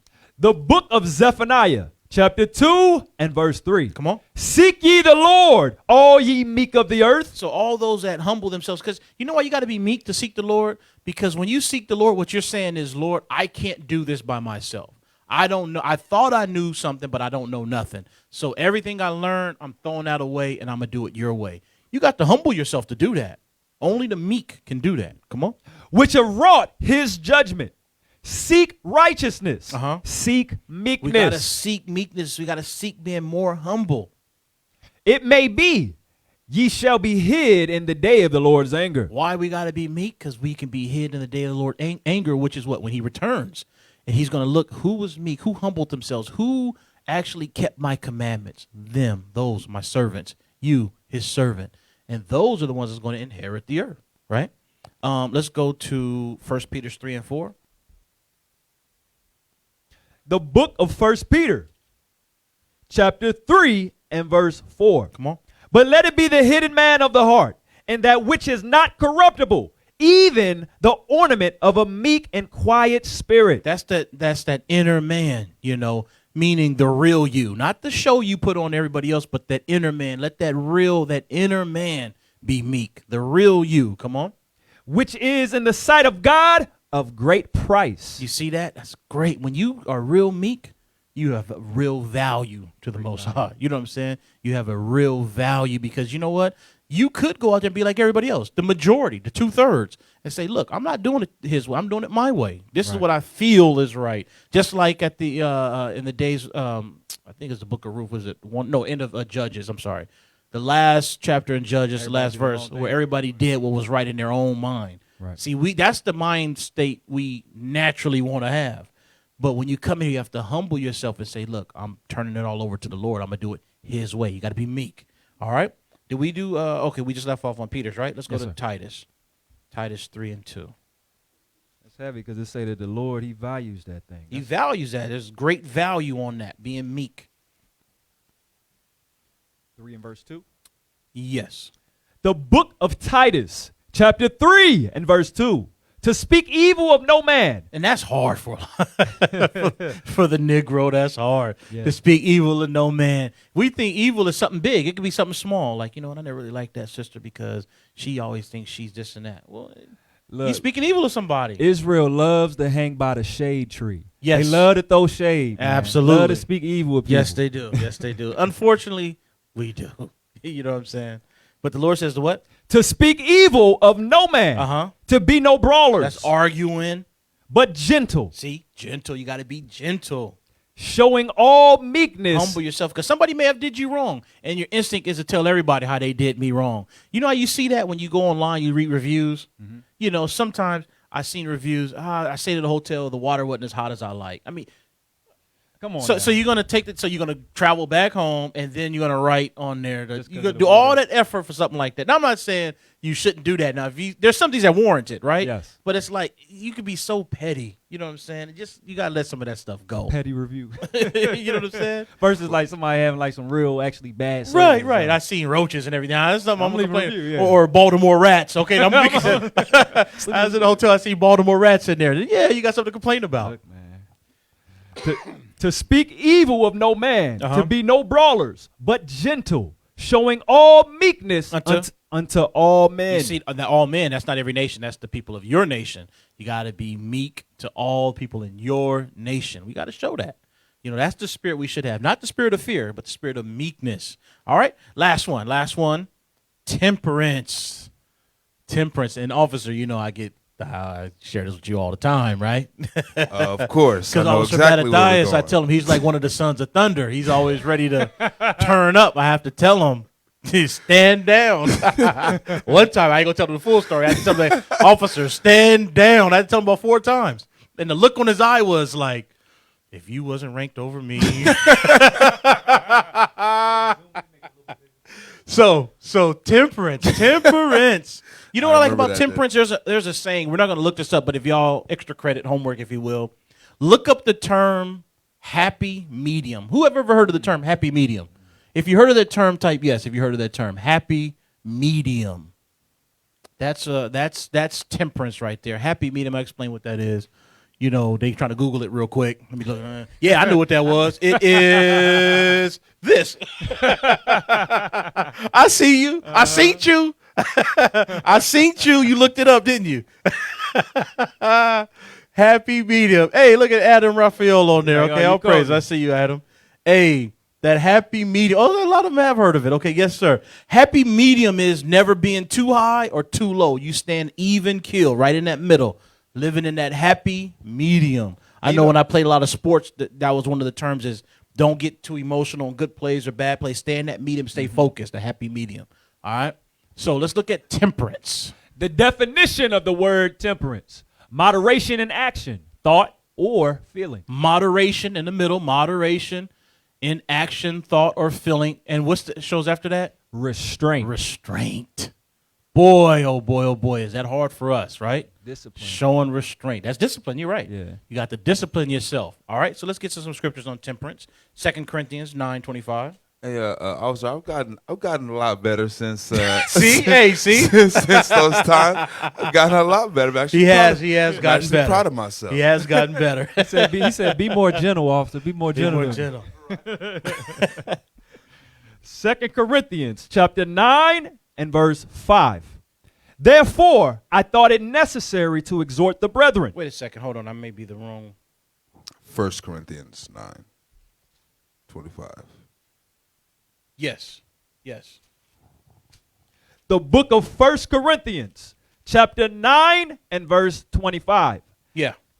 And every man that striveth for the mastery. So if you want to master, get your master's degree in the truth, what must you have? is temperate. Temperance. What must you have, Officer Mattathias? Temperate. If you're striving for the mastery, you trying to get your master's degree. Must have temperance, Must sir. have temperance. You you can't get too high, too low. You got to stay in that middle right there, right? And every man that striveth for the mastery is temperate in all things. Now, this doesn't mean never, get too high or too low, because at the Passover, man, or the high holy days, I'm turning up. I'm getting, forget temperance. I'm going, now, to an extent. But this is like when issues arise. Don't let it take you to a state that you shouldn't be. Stay even keel, because you're going to think clearly. You're going to think right if you're showing temperance. So the Lord's saying what?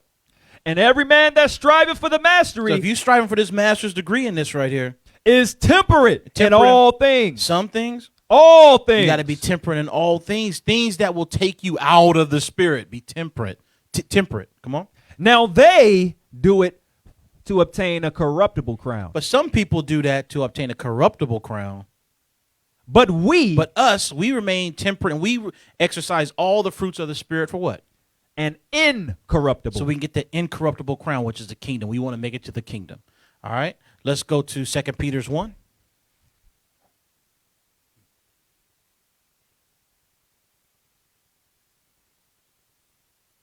Second Peter 1, 5 and 6. 2 Peter chapter 1, said verse 5? Yes.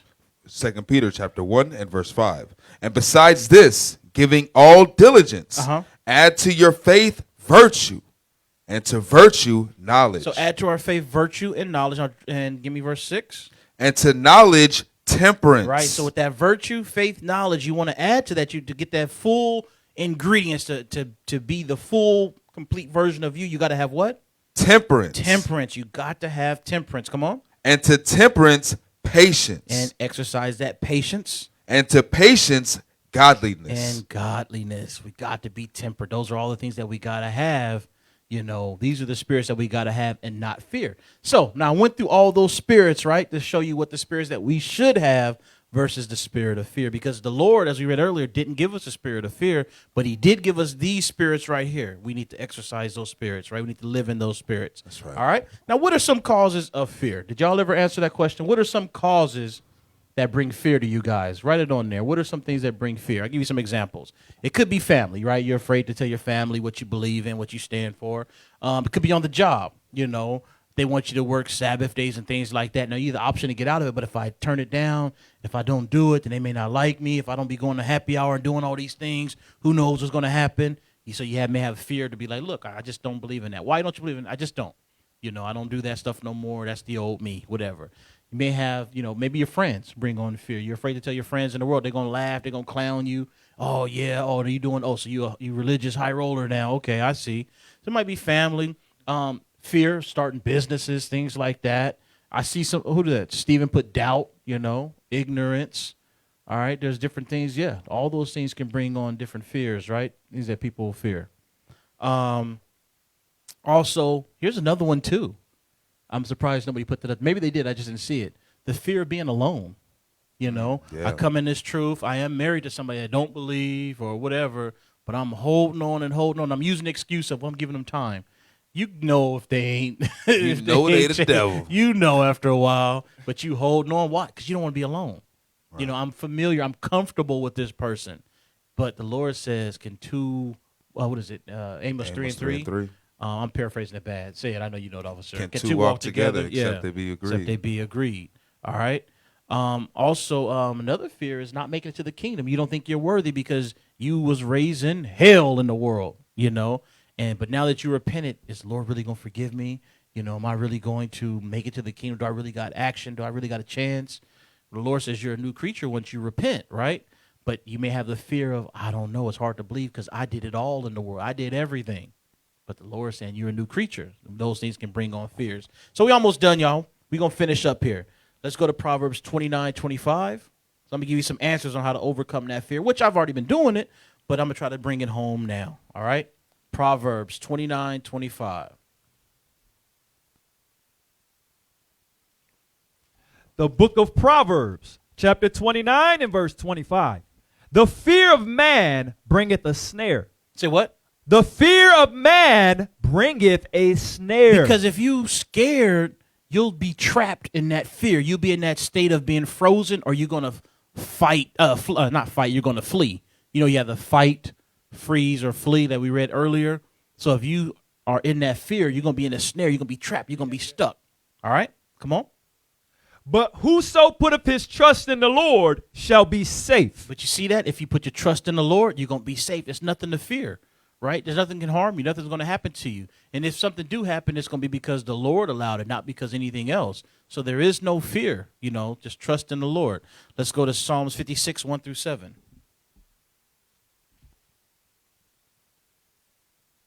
Psalms 56, 1-7. The book of Psalms, chapter 56 and verse 1. Be merciful unto me, O God, for man would swallow me up. Because maybe your mama, maybe your job, maybe your friends, whatever, would swallow you up. But we ask for the Lord to be merciful to us. Come on. He fighting daily oppressive me. He fighting daily oppressive me. Those that fight us daily, they oppress us, you know. But guess what? We ain't not worried about that. Read on. Mine enemies would daily swallow me up. And you know, it's hard to believe that your mama could be your enemy, or your old pastor, you know, Reverend Johnson could be your enemy, or your friends, or your people on your job. It's hard to believe that because you had friendship with them before the truth. But guess what? As long as they're not keeping these commandments, they are your enemy. That's absolutely, yes, they are. And you got to understand and accept that. Read on. For they be many that fight against me. There's many that fight against us. You know, we did the Chicago March. Over 1,000 men there, nothing on the news. That's fighting against us. But let somebody get shot in Chicago, or let some bad drug deal go down or something. That's all over the news, on every paper, on everything. But 1,000 men walking together saying, we take care of our wives and our children too. That can't make the news. No. You know what I'm saying? Because they all fight against us. Come on. For they be many that fight against me, O thou most high. Come on. What time I am afraid, I will trust in thee. The time in which I should be afraid is what they're saying. I should be afraid. I'm not. I'm going to trust in you. And we have to have the same mindset. Yes, everybody's against us. The world's against us. But guess what? They expect us to be afraid and not stand for the Lord, but we going to stand for the Lord anyway. Come on. In God, I will praise his word. Come on. In God, I have put my trust. In God, we put our complete trust, and I will not fear And what we- flesh can do unto We're me. not going to fear what man can say or can do to us. Why? Because we have more fear of the Lord than what man can do. Man can't do nothing but hurt this outside frame, but the Lord can kill all the way to the soul. Right. So we don't fear what man can do. We only fear what the Lord can do. Come on. Every day they wrest my words. Every day they wrestle with what I say, trying to find a way to hem me up and get me caught up, whether it's fired on a job or whatever it is. All their thoughts are against me for evil. All their thoughts that the world have against us, it is for evil. But don't get fear behind that. They gather themselves together. They hide themselves. They mark my steps when they wait for my soul. They do anything they can to set me up. That's why we got to use wisdom on our jobs and stuff like that. You know, we got to use wisdom around our family, around our friends. Anytime you step out the comfort of your own home, you got to use wisdom because everything is set up against you. But you can't be afraid of all the what ifs because the only thing that matters is the Lord is right there with you, as we read earlier. Read on. Shall they escape by iniquity? Are they going to get away with this, Lord? In thine anger, cast down the people, O God. So the Lord, we ask, you know what? I want you to cast down these people that do this to us. Now, is he going to do this right now, right this second? Maybe not, or maybe he do. But guess what? He will do it at some point. Once he returns or at some point, he's going to get the people that afflict us. No doubt about it. But we got to exercise one of the spirits, the fruits of the spirit, which is patience, long suffering. That's right. We got to exercise that spirit because in the end, like we read right here, we have the playbook. We have the answer. We have the movie script. We know how it ends. But you have to endure whatever it is you're going through right now and not live in fear. Go out there, start that business. Go out there and, well, you know what? I don't know. I'm thinking about having another child. Man, have that other child. Well, but the world's falling apart. So what? The world is going to fall apart. But you still live your life. Don't be in fear, you know. Attack that fear with strength. You know what I'm saying? That's right. And a sound mind. Go to, do we finish verse 7? Yes. Go to Romans 8. World falling apart, but we're going to put it back together. That's right. right. Romans 8, 35 through 39. So don't worry about the world being against you. Only thing you should worry about is if God is against you. You know what I'm Right. saying? That should be your fear You right make sure there. you're on the right side of God. The book of Romans, chapter 8 and verse 35. Through 39. Come on. Who shall separate us from the love of Christ? Who can separate you from the love of God? If God loves you and he's protecting you, can't nothing get to you, can't nothing hurt you, can't nothing harm you. And who can separate you from the love of God? We're going to find out. Shall tribulation The or, troubles of this world, is that going to separate us from God? or distress Or distress, I'm in trouble, is that going to separate me from God? or persecution Or the persecution of everybody in this world coming up against us, is that going to separate us from God? or famine Or famine, you know, there's lack of food, I can't find certain things. How am I going to survive? How am I going to eat? Come on. or nakedness or peril or sword. So I lost my job. I lost certain things that I normally would have. Is that going to separate me from the love of God? Now God don't love me now because of the I may be in a valley right now, a low state right now. Come on. As it is written, But as it is written. for thy sake we are killed all the day long. So we are killed all the day long for Christ's sake. We are counted as sheep for the slaughter. We are counted as sheep for the slaughter. That's the way the world looks at us. Come on. Nay, But no, that's not so.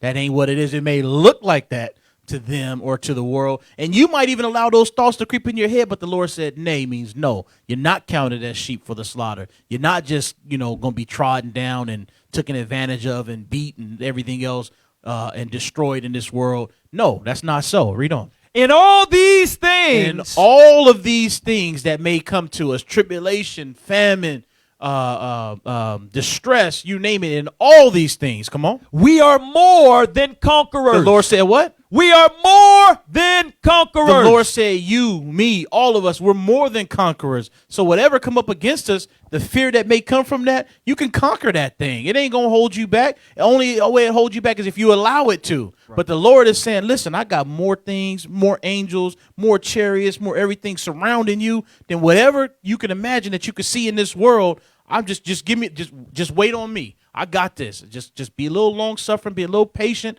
But guess what? I'm going to turn this all over in the end because we are what?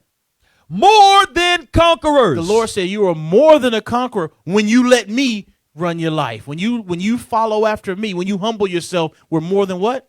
conquerors. So listen, you don't have to live your life in a position of being scared or weakness. You can attack this world with strength. You walk out there with great boldness. That's why when the Lord say we like lions, yeah, do the lions worry about what the giraffes is doing? Nope. Do they worry about what the sheep is doing? Nope. No, the lion walk around. When they get ready to drink, they go straight to the watering hole. They're not waiting to see, well, what's over there?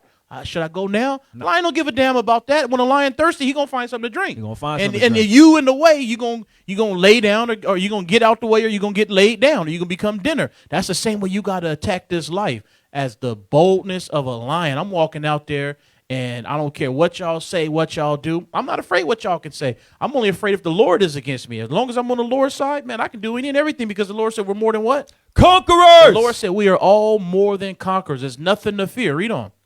Nay, in all these things we are more than conquerors through him that what? That loved us. See that? The Lord loved you. So because he loves you, he ain't gonna let nothing happen to you. You're gonna be good. You know, don't fear with the little trials and tribulations that may go through in this world, because at the end of the day, we're all more than conquerors. Come on. We are more than conquerors through him that loved us. And we have to be what? Read on, verse 38. For I am persuaded. We are persuaded. You have to be fully persuaded that ain't nothing gonna happen to me. I'm good. As long as I'm in the Lord's hands, ain't nothing gonna happen to me. You straight. Come on. That neither death, nor life, nor angels, nor principalities, nor powers, nor things present, nor things to come. Come on. Nor height, nor depth, nor any creature shall be able to separate us from the love of God. You see that? There's nothing created, past, present, future, whatever you want to call it, that can separate us from the love of God, from the protection of God. So there's nothing to fear. There's nothing to fear. The only thing that you fear is you're in your own mind right there. That's the only thing. It's nothing out there. Guess what? You know what fear is? Fear is the boogeyman. Has anybody ever seen the boogeyman? Nobody ever saw the boogeyman. It's not real. Fear is not real. It's just a state of mind. So you have to overcome that. You have to conquer those thoughts of, I'm afraid to say this. I'm afraid to do that. There is no fear. What's the old saying? There's nothing to fear but fear itself, right? And that's just the mind state. We can conquer that. You can conquer that when you stay in the spirit of the Most High. Did you finish that verse? Nor height, nor depth, nor any other creature shall be able to separate us from the love of God, which is in Christ Jesus our Lord. So as long as you in Christ Jesus our Lord, keeping the commandments, there's nothing that can separate you from him. There's nothing for you to fear. Something you want to say, officer? Yeah, I was just going to say it's the war in your members, just like James says. Yes, sir. Yes, sir. Absolutely. Last scripture, y'all. We started with this, and we're going to end with this. Let's go to 2 Timothy. The war in your members being like the different thoughts and stuff. That's the oppressive thoughts that are in your mind. That's right. Excellent point. 2 Timothy's 1, but this time we're going to go 7 through 9. The book of 2 Timothy, chapter 1 and verse 7. For God hath not given us the spirit of fear, but of power, of love, and of a sound mind. That's the spirit that the Lord gave us. Power, love, and a what? Sound mind. So when you have a sound mind, there's no fear in there, right? There's no fear in love. We read all those precepts earlier. Read on. Be not thou, therefore, ashamed of the testimony of our Lord. Don't be ashamed of that. Don't be ashamed of all the promises that was promised to us in this Bible. Come on. Nor of me, his prisoner. Come on. But be thou partaker of the afflictions of the gospel according to the power of God. Because guess what? We are going to suffer some afflictions, but you can't be, I'm afraid to come outside because I don't know what's going to happen. No, you got to live your life. You got to live your life like with great boldness, not worried about what may or may not come. Stop worrying about the what if. Stand out there, be strong, and start that business or whatever it is that's on your mind. I could do this. You know what? I was thinking about doing this program, whatever, and the truth, I think it could benefit our school, maybe all other schools. Bring that idea forth. Don't be afraid. Well, if the officer may not like it, so what? Bring that idea forward. Who knows what you're sitting on, how that could help Israel. We're trying to rebuild the nation. That's right. We can't rebuild the nation with just my ideas or just your ideas. It's a collection of all of us. So bring that forth. You want to say something? I was just going to say, man, sometimes we can inspire each other to kind of conquer our fears, man. Like Officer Haziel was going to school, doing his thing, and it made me be like, you know what? I was never good in school, man. I could conquer. I would have a fear of school and tests and all that. Yeah. And it made me be like, you know what? I can do that. I know I can. And seeing myself in this truth now, being in 4.5 years, almost 5 years, I'm like, it built my confidence to be like, I can You can face do it that too. fear. Yeah. I can face that When you fear. see your brother do that, he did it. Yeah. So I'm You got like, a you know what? support I system. can do that. You know? Absolutely. And the thing with school, this is what I was telling the thing with school is a lot of people, they afraid to go back to school because they think they're afraid of failing a class. But what I was telling them was, look, if you fail a class, guess what? Now you know all the tests. You know you know the playbook now. So now you just take the class again, especially with college. And the thing about college is when you take that class again, guess what? The old credit, it gets replaced with the new grade. Just like how with Christ, right? In Christ, you're a new creature. Old things have passed away. Yeah. You know what I'm saying? So that class gets done that old class is I done mean, away with. Now it's on your transcript, but it gets replaced in your GPA. Yeah. So like, you have no reason to be afraid to go back to school. Don't have that fear of failing, because when you fail, really that's the opportunity for you to learn. It's an opportunity for you to truly learn from that mistake and move forward. Right. Excellent point. Let's finish that last verse. The book of 2 Timothy, chapter 1 and verse 9. God, who have saved us and called us with a holy calling, not according to our works, but according to his own purpose and grace, which was given us in Christ Jesus before the world began. So before the world began, he knew I'm going to use this person, that person, them. Those are going to be my people. I got this, I got this person got so many talents. This person got so many talents. Don't be afraid to use a talent that the Lord gave you. Don't have fear in this world. Everything's going to happen as thus saith the Lord, so have faith, have patience, have love, have joy, have meekness, have long suffering, gentleness, goodness, all those things, right? And if you do that, you won't be living in fear. Israel, I pray you got something out the class today. I pray that you was edified. It was always an honor and a privilege to teach on Daily Bread. I had to overcome my fears because I never thought I would be doing this, right? So if I did it, y'all can do it. Now, listen, the Word of God says that he's not going to return until this gospel is preached throughout the four corners of the world. Now, individually, we can't travel throughout the world myself. I can't go everywhere. You can't go everywhere. But we do have a system in place, which is the Booster Club, which those that would like, you can send an email to iuic.fundraising@israelunited.org, and you can say, I want to join the Booster Club. And when you join the Booster Club, you can put in, your brick in financially to help the prophets, the bishops, the deacons, the captains, the officers travel around this world spreading this gospel, this good news that, look, you're an Israelite, and you're God's greatest creation. He created the world for you. Repent and keep the commandments. Then we can get that kingdom, right? We just looking for, Esau says he's looking for a few good men, right? Just a few good men. That's what Esau's saying in his military. Well, the Lord's saying he's looking for a few great men. That's great it. Men. That's all he needs. I just need a few great men, and we're going to take this world over. So That's right. if you like, you could join the Booster Club, iuic.fundraising@israelunite.org. We have also here locally, we have YouTube channel. We also have Facebook and all that under IUIC Bakersfield. If you're not, please go to our page, like, share, comment. And that's another way you can spread this truth too, is like, share, comment classes like this and all the other Daily Bread classes and all the classes that IUIC teach. Like, share, comment, send it out there, because you may have friends on your timeline that don't know any of this, but they see that class. Oh, look, Conquering Your Fears. I always at this. Let me see what that's about. Who knows? That's one way that you can spread this truth. Anything else, officers, that I'm missing? No, sir. New moon coming up. New moon's coming up Sunday. New moon Sunday, yes. Sundown. That's right, Sunday, sundown. One of the things I'm going to tell you, we all know that the wicked 4th of You Lied is tomorrow, right? You lied. Right? Yes. One thing that I can say that I'm very happy of, and I don't know, maybe y'all can see this too. They've been popping off these damn fireworks, and they say it's going all around the U.S. Yeah, it is. Not the little cheap ones. Nah, they popping off the ones that take like a cannon or something to Yes. let them off. They've been doing that for over a month here, and I'm sick of it. You know what Every I'm saying? single night. It sounds You was like at my house a few weeks ago, and we seen the guy was doing crazy. it, right?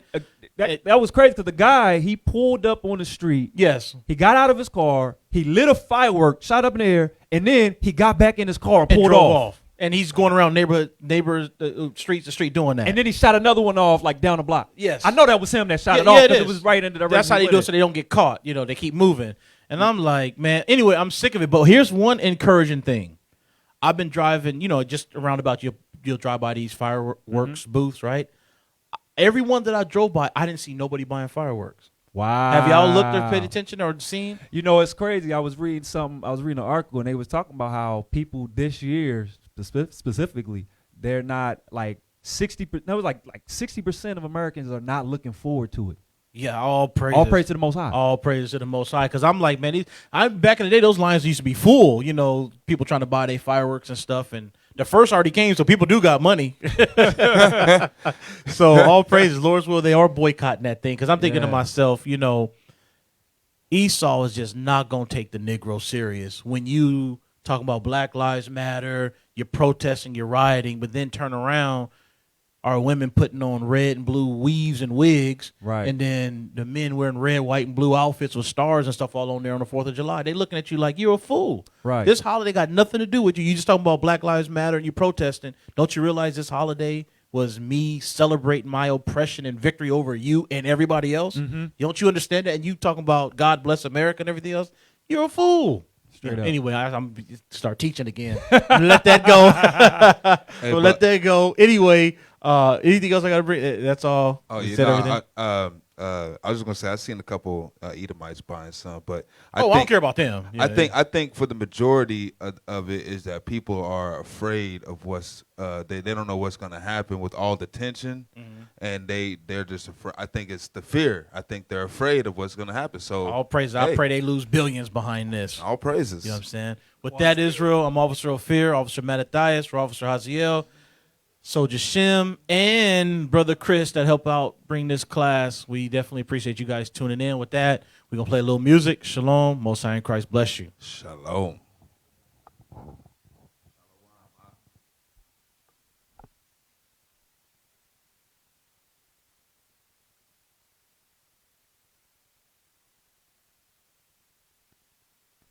Israel United in Christ is not affiliated with any other Israelite group. We are a non-violent, Bible-based movement. We do not advocate or condone any acts of violence against any race, ethnicity, or gender. We advise that if anyone hears or knows of any plots to cause harm to anyone or to break the laws of the land, you must contact the proper authorities to bring awareness to any possible threat, as stated in Leviticus chapter 5, verse 1. Ain't no way that I can save him. Return to his vomit, sopping it up like gravy with his biscuit of choice. S-I-N was the choice. Of course, when it comes to correction, rebuke his own deck again. Boundaries overstepping, can't stand the message in the lesson. So we up jump, getting left again, leaving like beaver. Believe it to the prophets to make you a stronger believer. Show you how you went wrong, what you did is on recall. Bring it to remembrance so you don't do it again. With love, patience, and temperance, wisdom of Solomon, chapter 12. Left the straight gate and chose the white gate to hell. Oh well, we only waiting for the famous to be sealed.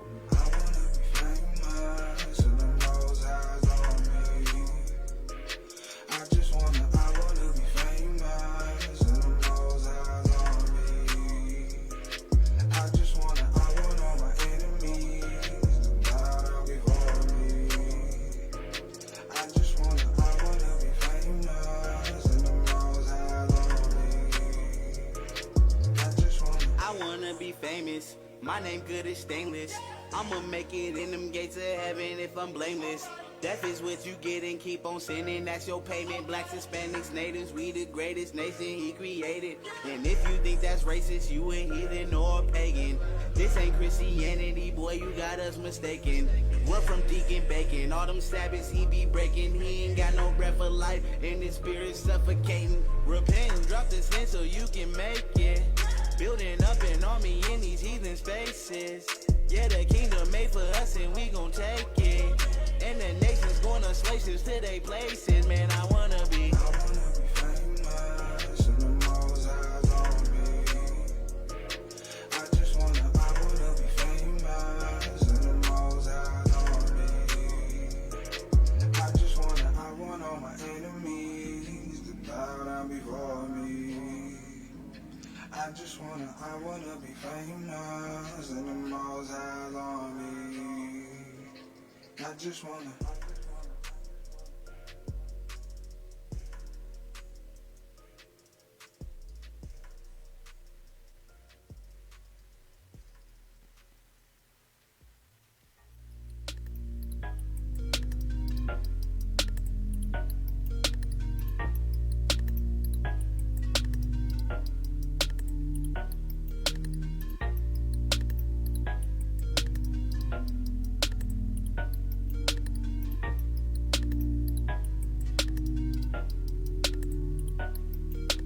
I was in the field when I got a premonition. If I make it to the north, picking cotton, they gon' miss it. Yeah, my master gon' be heated when he find out that I'm missing. Sick the dogs on my heel, turn this dream into real. Yeah, grab a couple taters and I throw 'em in the sack. Hard tack, get some corn, that's gon' keep me intact. When I make it to the north, I ain't never coming back. If I'm caught, then I fight to the death. I ain't tripping, no sweat. Anything is better than slavery. Death by the noose, get it better than slavery. You're a wild nigga, get it, cracker, try to tame me. I'm a freeborn, never meant to obey thee.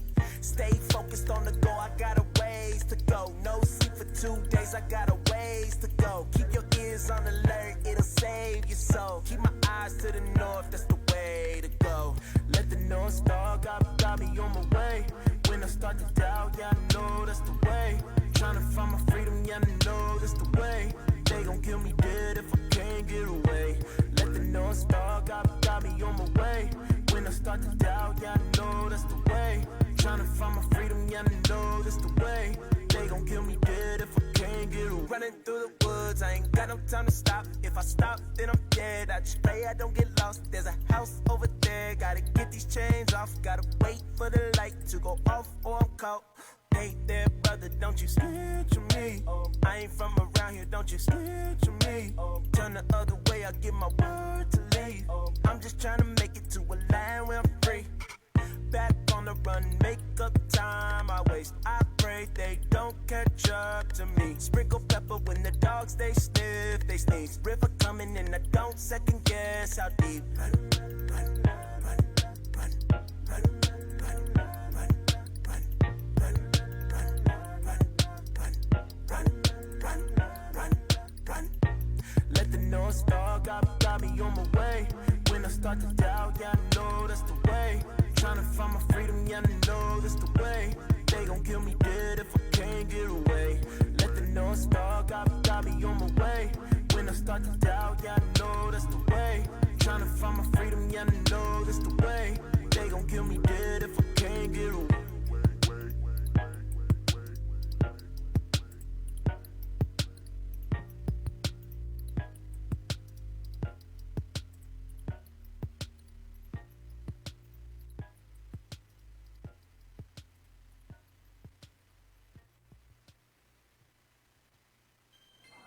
If you're looking for them weak pastors, they ain't gonna tell you what God told you.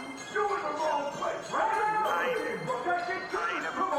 What? But God has not given us the spirit of grace. Come on.